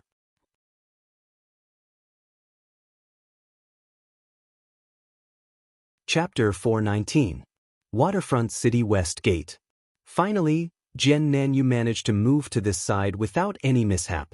Is everyone here? He asked the others in the channel. Yes. The other 5 replied. At this time, Jian Nanyu was still in a small alley. He peeked outside and only found the glue that was pretending to be a stall in the small street market on the street of the city gate. Glue had often set up stalls on the street near the city gate when he was still a beginner. He was able to put on a show and no one suspected anything. As for the other 4, Jian Nanyu scanned the area carefully but still couldn't find them. He was satisfied. He couldn't even recognize them, let alone those strangers. Danan, what do we do now? Do we charge out? The one who sent the message was Flaming Cloak. It's a little troublesome. There seems to be a lot more people at the city gate. Dao Xiangmu said. Jian Nanyu quickly realized the problem. Compared to when he went to the east gate, everyone had gathered again. With this delay, the number of people at the city gate had increased exponentially. Previously, Jian Nanyu was prepared to gather everyone's strength and charge out. As long as they killed all the enemies, they wouldn't know where they went. Jian Nanyu was originally confident. But now that the number of enemies had increased, not to mention killing all of them, even killing their way out was a problem. The channel was silent. How about this? Glue said, I'll lure them away and they'll find a chance to charge out. Let me do it. As a cleric, I can attract all their attention. Dao Xiangmu said. Everyone was silent. Dao Xiangmu's words weren't wrong. Glue would definitely not be able to attract all of the enemy's attention. Only a cleric would have a chance. However, The problem was that Glue was an archer and had an advantage in speed. There was a chance for him to escape, but if a cleric was exposed, he would definitely die. Then I'll go. No one spoke. Dao Xiangmu had made up his mind and was about to appear. Jianan Yu suddenly sent a message. No one go. But Dao Xiangmu was puzzled. Jianan Yu was never an emotional person. It's useless even if you lure them away. If you stand out, you'll be killed. How many steps can you take? Jianan Yu said. Dao Xiangmu thought about it and agreed. How could someone without speed lure the enemies away? He would be killed before he could even take 2 steps. Then what do we do? Someone asked. Listen to me. Jianan Yu already had a plan in mind. Good idea. After Jianan Yu finished speaking, everyone slapped the table and cheered. At this moment, more than 10 guilds of Waterside City had gathered at the western city gate. Everyone was a team with perfect class composition, and they all wanted to occupy the best position under the city gate. The atmosphere was very incompatible, and they all looked at each other with fire in their eyes. They were waiting for the results of the negotiations between the presidents of the Priest Academy. If there was any disagreement, this place would immediately turn into a battlefield. At this moment, every team was preparing for battle, calculating what kind of methods they should use once the battle began. But at the same time, they did not forget another important mission: keep an eye on the players coming and going. The atmosphere was so tense that it was about to freeze. Everyone's palms were sweating as they gripped their weapons. Suddenly, on the street closest to the city gate, a priest rushed out in panic. At this moment, the eyes of the players below the city gates lit up. Is it him? Just as this trace of hesitation flashed in everyone's hearts, they saw an arrow fly out from the alley that the priest ran out from and hit the priest's shoulder. The players below the city gate were already in an uproar, and they moved closer to the priest without any prior agreement. The priest's footsteps did not stop. He wanted to continue running, but a chain of fireballs chased after his footsteps and hit his back. At the same time, a homing arrow flew over. A white light flashed.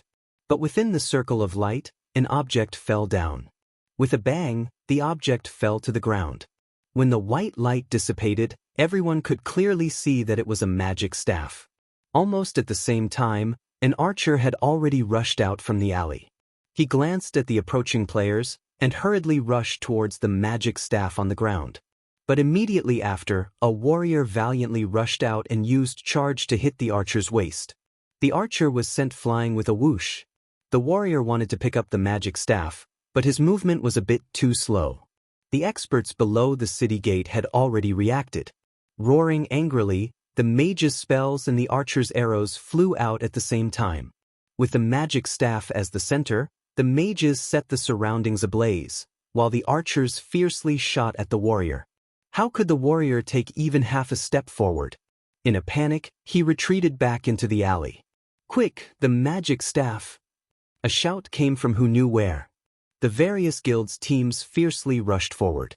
Those with greater speed had already surpassed the crowd, but when they were still a few steps away from the magic staff, flames immediately fell from the sky, turning them into flying ash. Everyone stopped in their tracks. At this moment, anyone who dared to pick up the magic staff would immediately become the target of everyone. After this pitiful player was sacrificed, everyone thought of this logic. For a moment, everyone looked at each other. The magic staff was just a few steps away from them, but no one dared to go and pick it up. Everyone was quickly discussing in their private chat channels what they should do. Some people had already reported the situation here to the guild leaders. The priest school was already in a mess. The guild leaders were still discussing the current situation, unable to find a suitable solution. Then, they saw a priest resurrect in the priest school. Before anyone could see clearly, the priest went offline with the white light of resurrection. While everyone was still in a daze, they received a report from the West Gate. A priest has died, and a magic staff has been dropped. When the guild leaders heard this, they immediately led their members and rushed towards the West Gate, understanding the situation and the details of the situation along the way. The magic staff is on the ground, no one dares to touch it. This was a good situation, but not a long-term solution. This was because the items on the ground would be refreshed when the time was up. And this time limit was only 5 minutes. From the priest's school to the west gate, even the fastest person couldn't reach it in 5 minutes.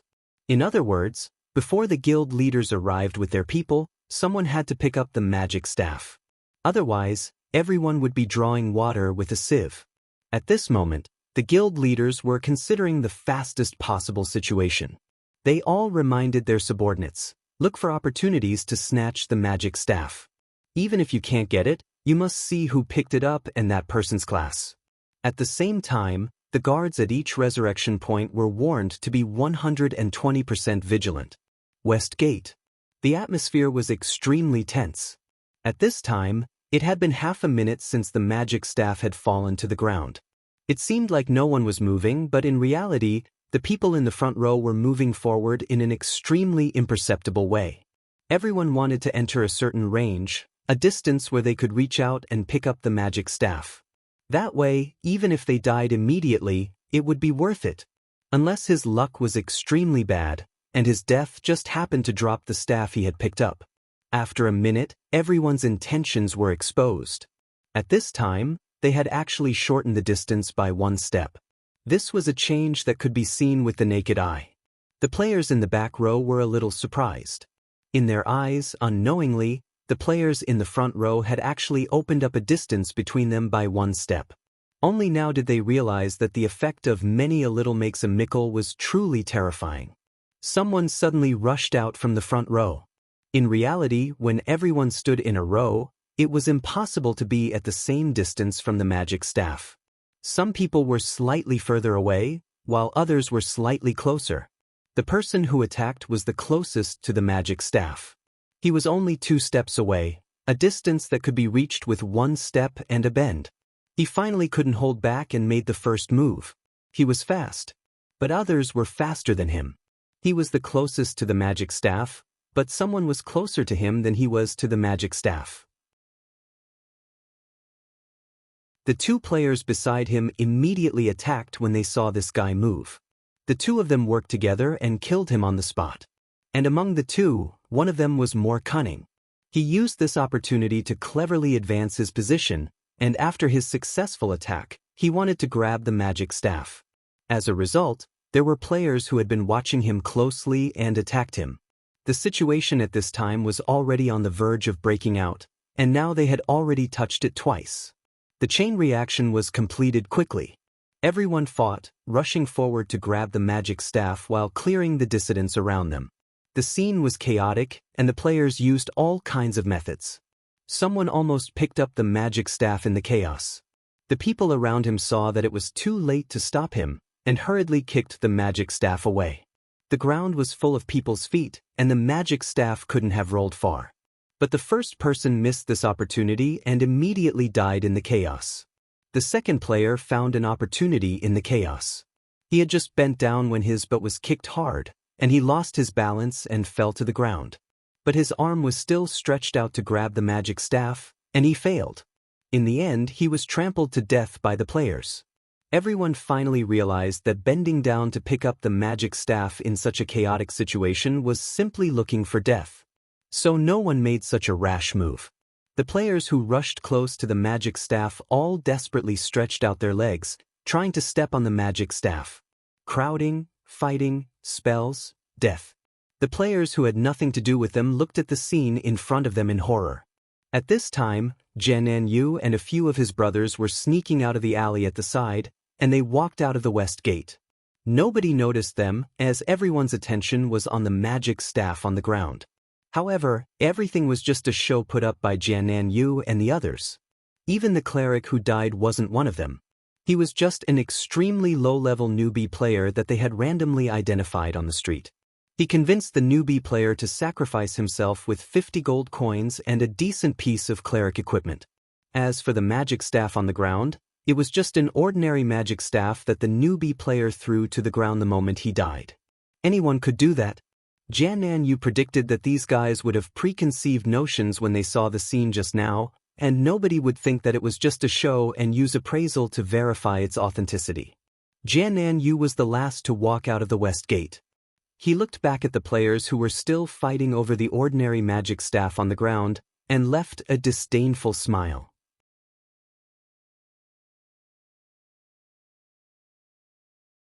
Chapter 420. On the shore of Waterside City, the Brothers of Eternal Life were treading on the waves and searching for grass. As a lurker, their movement speed was extremely fast.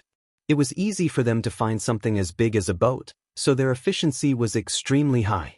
The 30 or so players circled around the shore of Waterside City in a clockwise direction. Not long after, they received the first report. Coordinates XXX, a boat found. Just one?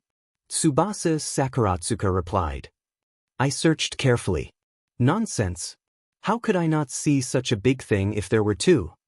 Tsubasa Sakuratsuka didn't receive any respect from his subordinates. Stay behind. Tsubasa Sakuratsuka said.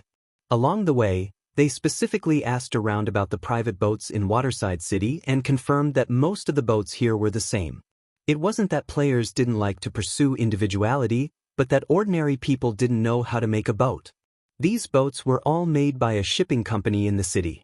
This shipping company was actually a mercenary group. It was said that it was formed by a group of players who had knowledge in this field. This group of people seemed to have discovered this business opportunity not long after they were born in Waterside City and established a shipping company. As the game developed, their lineup also continuously expanded. No one knew the standard of the players in the group.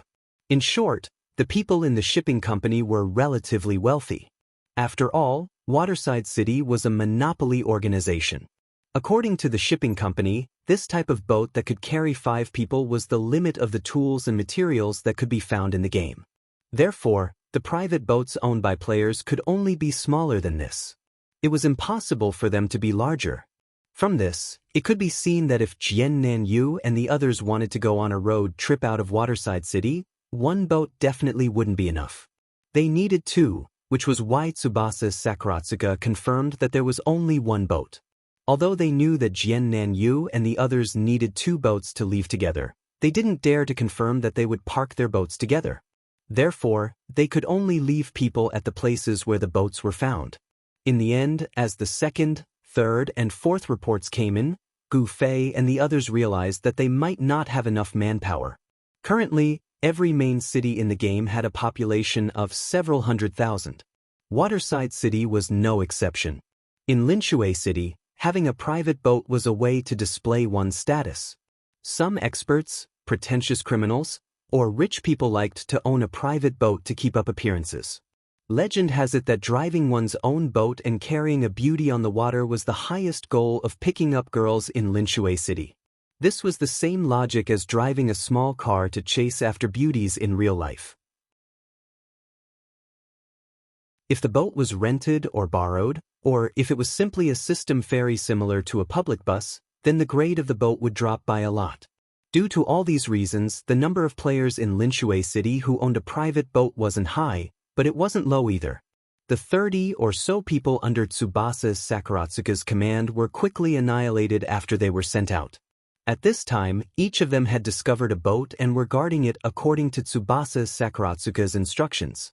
However, there was still a large area along the water that had yet to be explored. How do we do this? Tsubasa Sakuratsuka was worried. He looked towards Gu Fei and Boundless Mang, the 2 people who planned this operation. Gu Fei thought for a moment before saying, "Let's have our brothers take a closer look at the boats we found. Maybe some people will put some sort of mark on their own boat. If they discover that it's clearly not Tsubasa Izuma's, then don't guard it." What are the names of Tsubasa Izuma's group? Tsubasa Sakuratsuka asked. This question stumped Gu Fei. He only knew Tsubasa Izuma, so he hurriedly asked Brother Yu. Brother Yu lived up to his reputation as an intelligence-gathering expert. That day, when he suspected that the remaining members of Wandering Sword's group of 7 were the characters that had disappeared from the top 10 in the recent update, he immediately went to investigate the members of the top 10 one by one. Tsubasa Izuma's group of 7, Warrior Tsubasa Izuma, Thief Blackwater, Sorcerer Flaming Jacket, Archer Glue, Priest Inakamu, Paladin Invincible Lucky Star, and the other priest was not a member of the top 10. Gu Fei told the results to Tsubasa Sakuratsuka. He was also quite regretful. There's still one person we don't know. Sigh, there's nothing we can do. Let's have our brothers search like this for now. After Tsubasa Sakuratsuka gave the order, the 30 or so people got busy again. After a careful investigation, they discovered that there were players who had carved their names on the boats. Their names were not on the boats of the 6, so no one paid any attention to them. Unfortunately, only half of the players used the simple method of carving their names. The other half also made marks, but they used drawing to express themselves. They looked like scribbles, making it hard for people to identify them. Naturally, they couldn't give up on guarding the boats. However, they could finally split up some people to continue working. The remaining people were also arranged to move around as much as possible. They just needed to keep the boats that they found within the range of their eyes. Let's hurry up, Boundless Mang said. The more people we have, the more power we have. Brother Zue, you can't just leave me here. Fireball cried. Along the way, there were actually people who received his quest to arrest him. Fortunately, Gu Fei was there to deal with them. After a few exchanges, the other party felt that they were no match for him and left. If Gu Fei wasn't there, Fireball would have already been trapped in the water dungeon. Okay, come with me, Gu Fei said. As they spoke, the 4 of them finally arrived at the city gate. There were actually no strong players from many guilds here, which surprised them. Looks like Azure Blade has already left the city. We need to hurry, Gu Fei said. Fireball saw the situation and knew that if he continued to drag things out and slow down Gu Fei's movements, it would be a bit annoying. In the end, he gritted his teeth and said, Brother Zhu, hurry up and go. I can do it myself. Okay, you be careful. I think you should go to the beach at the pier and drink some wine. If you're there, the people who received the quest won't dare to touch you. After Gu Fei patted him, he nodded at Tsubasa Sakuratsuka and Boundless Mang and ran out of the city gate as fast as he could. Brother Zue, you're such a practical person. Why didn't you be polite to me? Fireball's face was full of tears. He swore to himself that he would never play with high-quality equipment again. Then Fireball, you go drink. We'll hurry up and go. The other 2 also said to Fireball. At this critical moment, Tsubasa Sakuratsuka had the demeanor of a general. He didn't stick to the girl and used his fastest speed to search the other side. He randomly chose a side in the Boundless Mang and slowly walked away. Gu Fei sped along the beach outside the city. He felt that it was a bit strange when he saw that everything was calm. Since Azuma Tsubasa had already left the city, the guilds should have guessed his intentions and wanted to set up camp at the beach. Even if they couldn't set up camp in a short time, there should be some scattered people around. For example, the guards at the city gate. How could they disappear so quickly after coming out of the city gate? Gu Fei looked left and right. Other than Sakurazuka Tsukuzi, who had just come out with him, and the vast expanse of grass, there was no one else. Of course, Gu Fei didn't know that the scene at the west gate had already changed the situation. After a few minutes of fierce and chaotic struggle, someone finally took advantage of the opportunity when he fell and ruthlessly snatched the staff from his hands. Although he was quickly slaughtered amidst the crowd's cries of surprise, he was very happy that he managed to get his hands on the magic staff. This person was a warrior. When he resurrected at the warrior camp, he was still holding the magic staff in his hand. After he couldn't wait to admire the magic staff's attributes, his whole body was already numb. At this time, his guild master had already received the good news of him snatching the magic staff and immediately sent a congratulatory message. In the end, he received a bitter reply from the warrior, "Guild master, we were tricked." At the same time, he sent the magic staff's attributes to the guild master. It was an extremely ordinary magic staff, but it was easy for people to understand that they had been tricked. The guild master immediately sent an order to the other guild members, "Immediately chase out of the city." Then, he was about to tell the other guild masters about this situation, but the moment before he sent the message, he suddenly stopped. Why do I have to tell the others? He suddenly asked himself this question. The others don't know that the magic staff is fake. Seeing our people snatch it, they definitely won't be satisfied. Therefore, they will definitely gather at the warrior camp. Since their attention has been successfully diverted, aren't we the only ones who know the true whereabouts of the magic staff? That was close, I almost did something stupid. The guild master quickly deleted the message he had just written and sent it to the warrior who sacrificed himself to pick up the magic staff. You've worked hard. Go offline and rest for a while. The warrior didn't understand. The guild master didn't hide anything and simply explained his thoughts. This warrior really didn't care about personal matters for the sake of the guild. He nodded happily and went offline. Everything was as the guild master had predicted. Although the other guilds didn't manage to snatch the magic staff, they clearly saw who had it. At this time, after reporting it, the guilds had already started moving towards the warrior camp, ready to use their actions to shed all pretense of cordiality. In the end, before they could do anything, the comrade who stayed behind at the warrior camp sent a message. That warrior immediately went offline after reviving. Fuck, he moved so fast. The guild masters were all furious. No matter how good an individual was, no matter how powerful a guild was, they could only scratch the wall in pain when faced with going offline. Fuck, guard the warrior camp 24 hours. Don't let go of anyone who came into contact with that guy. A guild master had already gone crazy and issued such an order. As the person in charge of this event, Narrow Shadow was also very angry. He communicated with the guild masters one by one, venting his displeasure in his heart. It's rare that everyone is free. Come to my tavern on the beach for a drink. It's my treat.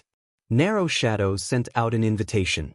Some guild masters who liked to vent their anger immediately agreed. Others felt that Narrow Shadow's invitation this time seemed to have a deeper meaning. In the end, no one refused. All right, I'll wait for everyone at the tavern. See you there. After Narrow Shadow sent this message, he started walking towards his tavern on the beach. There was a smile on his face the entire time. He didn't look like he was angry in the message at all.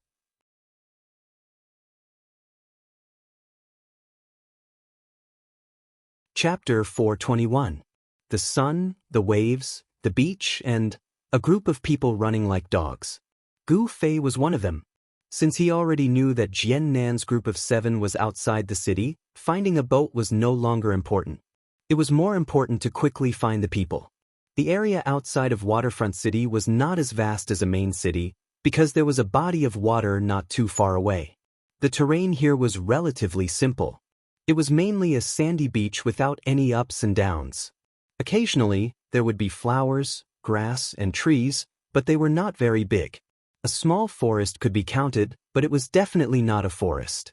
Therefore, the view here was relatively vast. Gu Fei looked around as he ran along the coast. In reality, he was going in circles around Waterfront City. After going in circles, Gu Fei finally saw a group of people. There were far more than 7 people. It was clear that they were not Jian Nan's group. However, they were still in a hurry, carrying weapons in their hands and emitting a murderous aura. At the same time that Gu Fei saw them, the other party also noticed Gu Fei. 4 people suddenly separated from the group and ran towards Gu Fei. What do you do?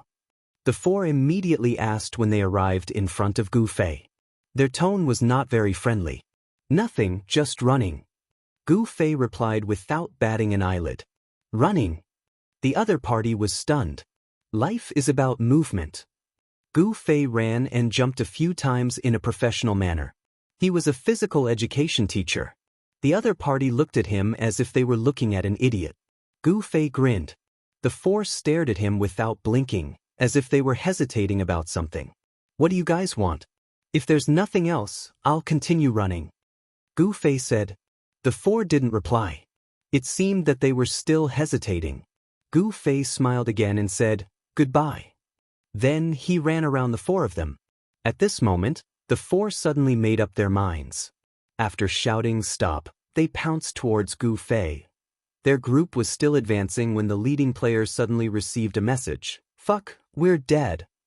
What? The leader didn't understand. That bastard killed us. The man repeated. The captain was startled and quickly turned his head to the side to look. The mage in black continued to run forward on the beach as if there was no one around, and the four brothers who had just passed by had disappeared. The captain's jaw dropped. He couldn't believe it. Because he was in a hurry, when he saw this suspicious character, he randomly sent 4 players to question him. In the end, the other party's answer was strange. Just in case, he gave the order to kill him. The 4 players were all good players, so he didn't think it would be a problem to deal with a mage, so he didn't even look back and continued to lead the team forward. In the end, less than 5 seconds after he gave the order, the news came that the 4 of them were dead.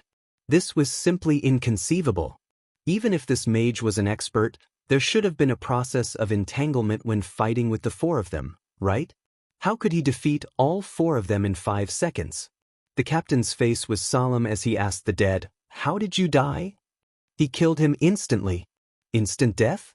You were killed instantly by a mage? The captain was shocked. He was talking to a warrior. The term instant death was usually not associated with warriors, unless they encountered a boss that was many levels higher than them. Yes, the other party replied with absolute certainty. The captain looked towards the beach again in shock. Damn, this mage runs so fast. He exclaimed again.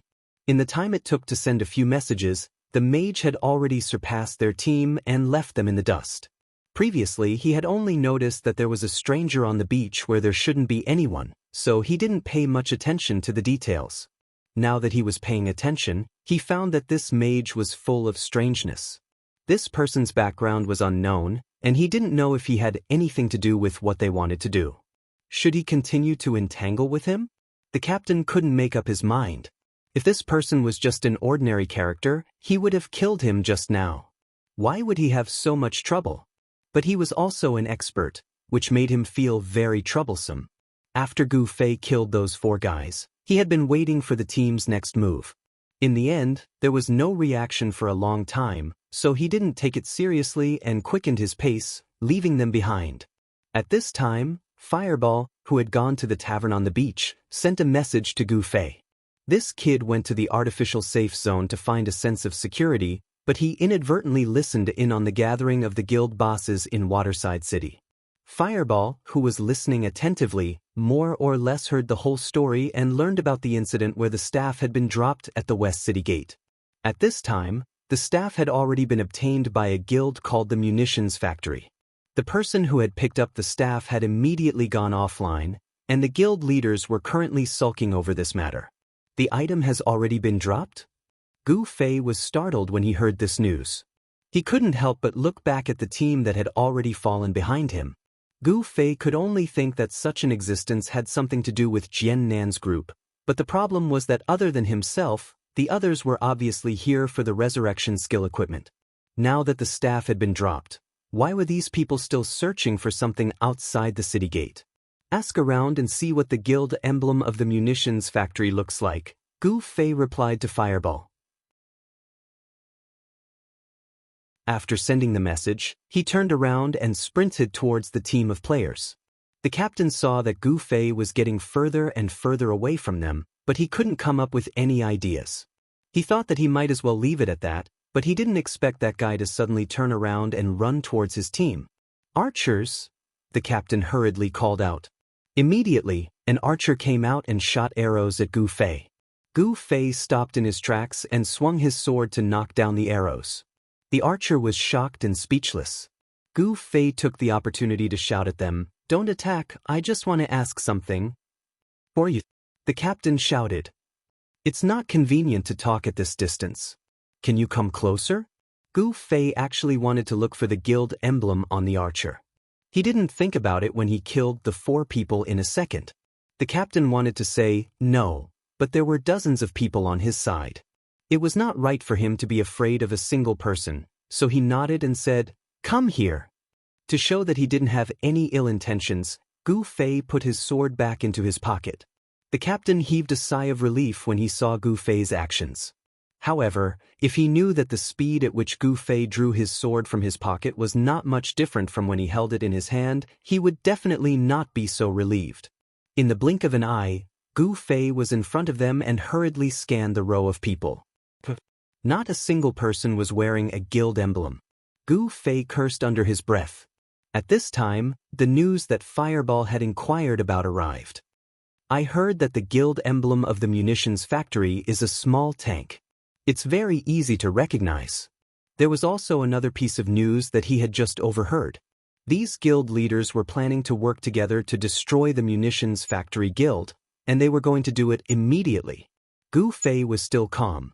His eyes quickly searched the group of people, but he still didn't see a single person wearing a guild emblem. For them to be so harmonious, they must have specially discussed this. Gu Fei. The other party saw that Gu Fei was in front of him, but he didn't say anything. His eyes swept across the group of people sneakily. Finally, he couldn't help but ask, "Who are you? What do you want?" "Nothing, nothing.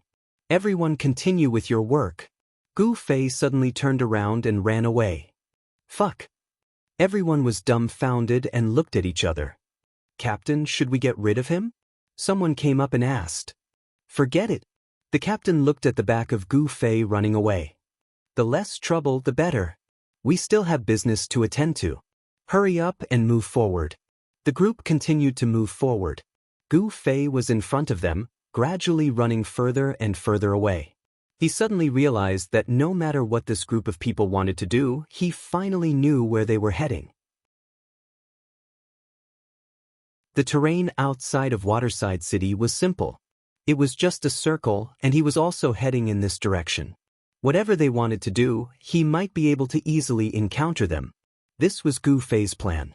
Therefore, he didn't use words to probe the other party's background. Instead, he turned around and ran. At this moment, in the city, the various large guilds that had just encircled Jian Nanyo's group of 7 were once again busy. This time, their target was one of the large guilds in Waterside City, the munitions factory. After the period of territorial wars at the pier and beach, it had been a long time since a large-scale guild war had broken out in Waterside City. The various guilds' hierarchy had already been set, and everyone was carefully managing and maintaining the current balance. However, the appearance of this exquisite equipment had finally broken this balance. The munitions factory, which was suspected to have obtained this equipment, was hated by all the other guilds. At this moment, the various guild leaders were gathered at a table. Taking advantage of the alcohol, they all issued a declaration of war against the munitions factory in their own guilds. This was the largest alliance of guilds in Waterside City's history. There were as many as 11 guilds that jointly issued a challenge to the munitions factory. The munitions factory did not have the strength to go against the 11 guilds. At this moment, the guild leader was feeling extremely proud of his petty cleverness. Suddenly, he was met with a calamity. He was leading a group of people on the streets, intending to quickly leave the city to search for Jian Nanyo's group. Suddenly, several groups of people appeared from various streets. This was the first time he had seen such a grand scene. They didn't even have the time to attack before they were extinguished by the other party like a torrential storm. At the same time, bad news came from everywhere. All the members of the munitions factory who had a small tank on their chest were surrounded and beaten up. Even those who had not returned to participate in this matter were no exception. In the blink of an eye, the parties that had been encircling the leveling area without interfering with each other had valiantly pounced on them as if they had encountered a boss. Many members of the munitions factory did not understand what was going on when they arrived at the resurrection point. At this moment, the guild leader of the munitions factory was also crouching at the resurrection point. Outside the resurrection point, a group of hungry wolves was eyeing him like a tiger watching its prey. What made him want to cry even more was that at this moment, the party that had left the city to search for Jian Nanyo's group of 7 had yet to be killed. At this moment, they were still following his request and reporting the situation to him from time to time. Nothing, still nothing.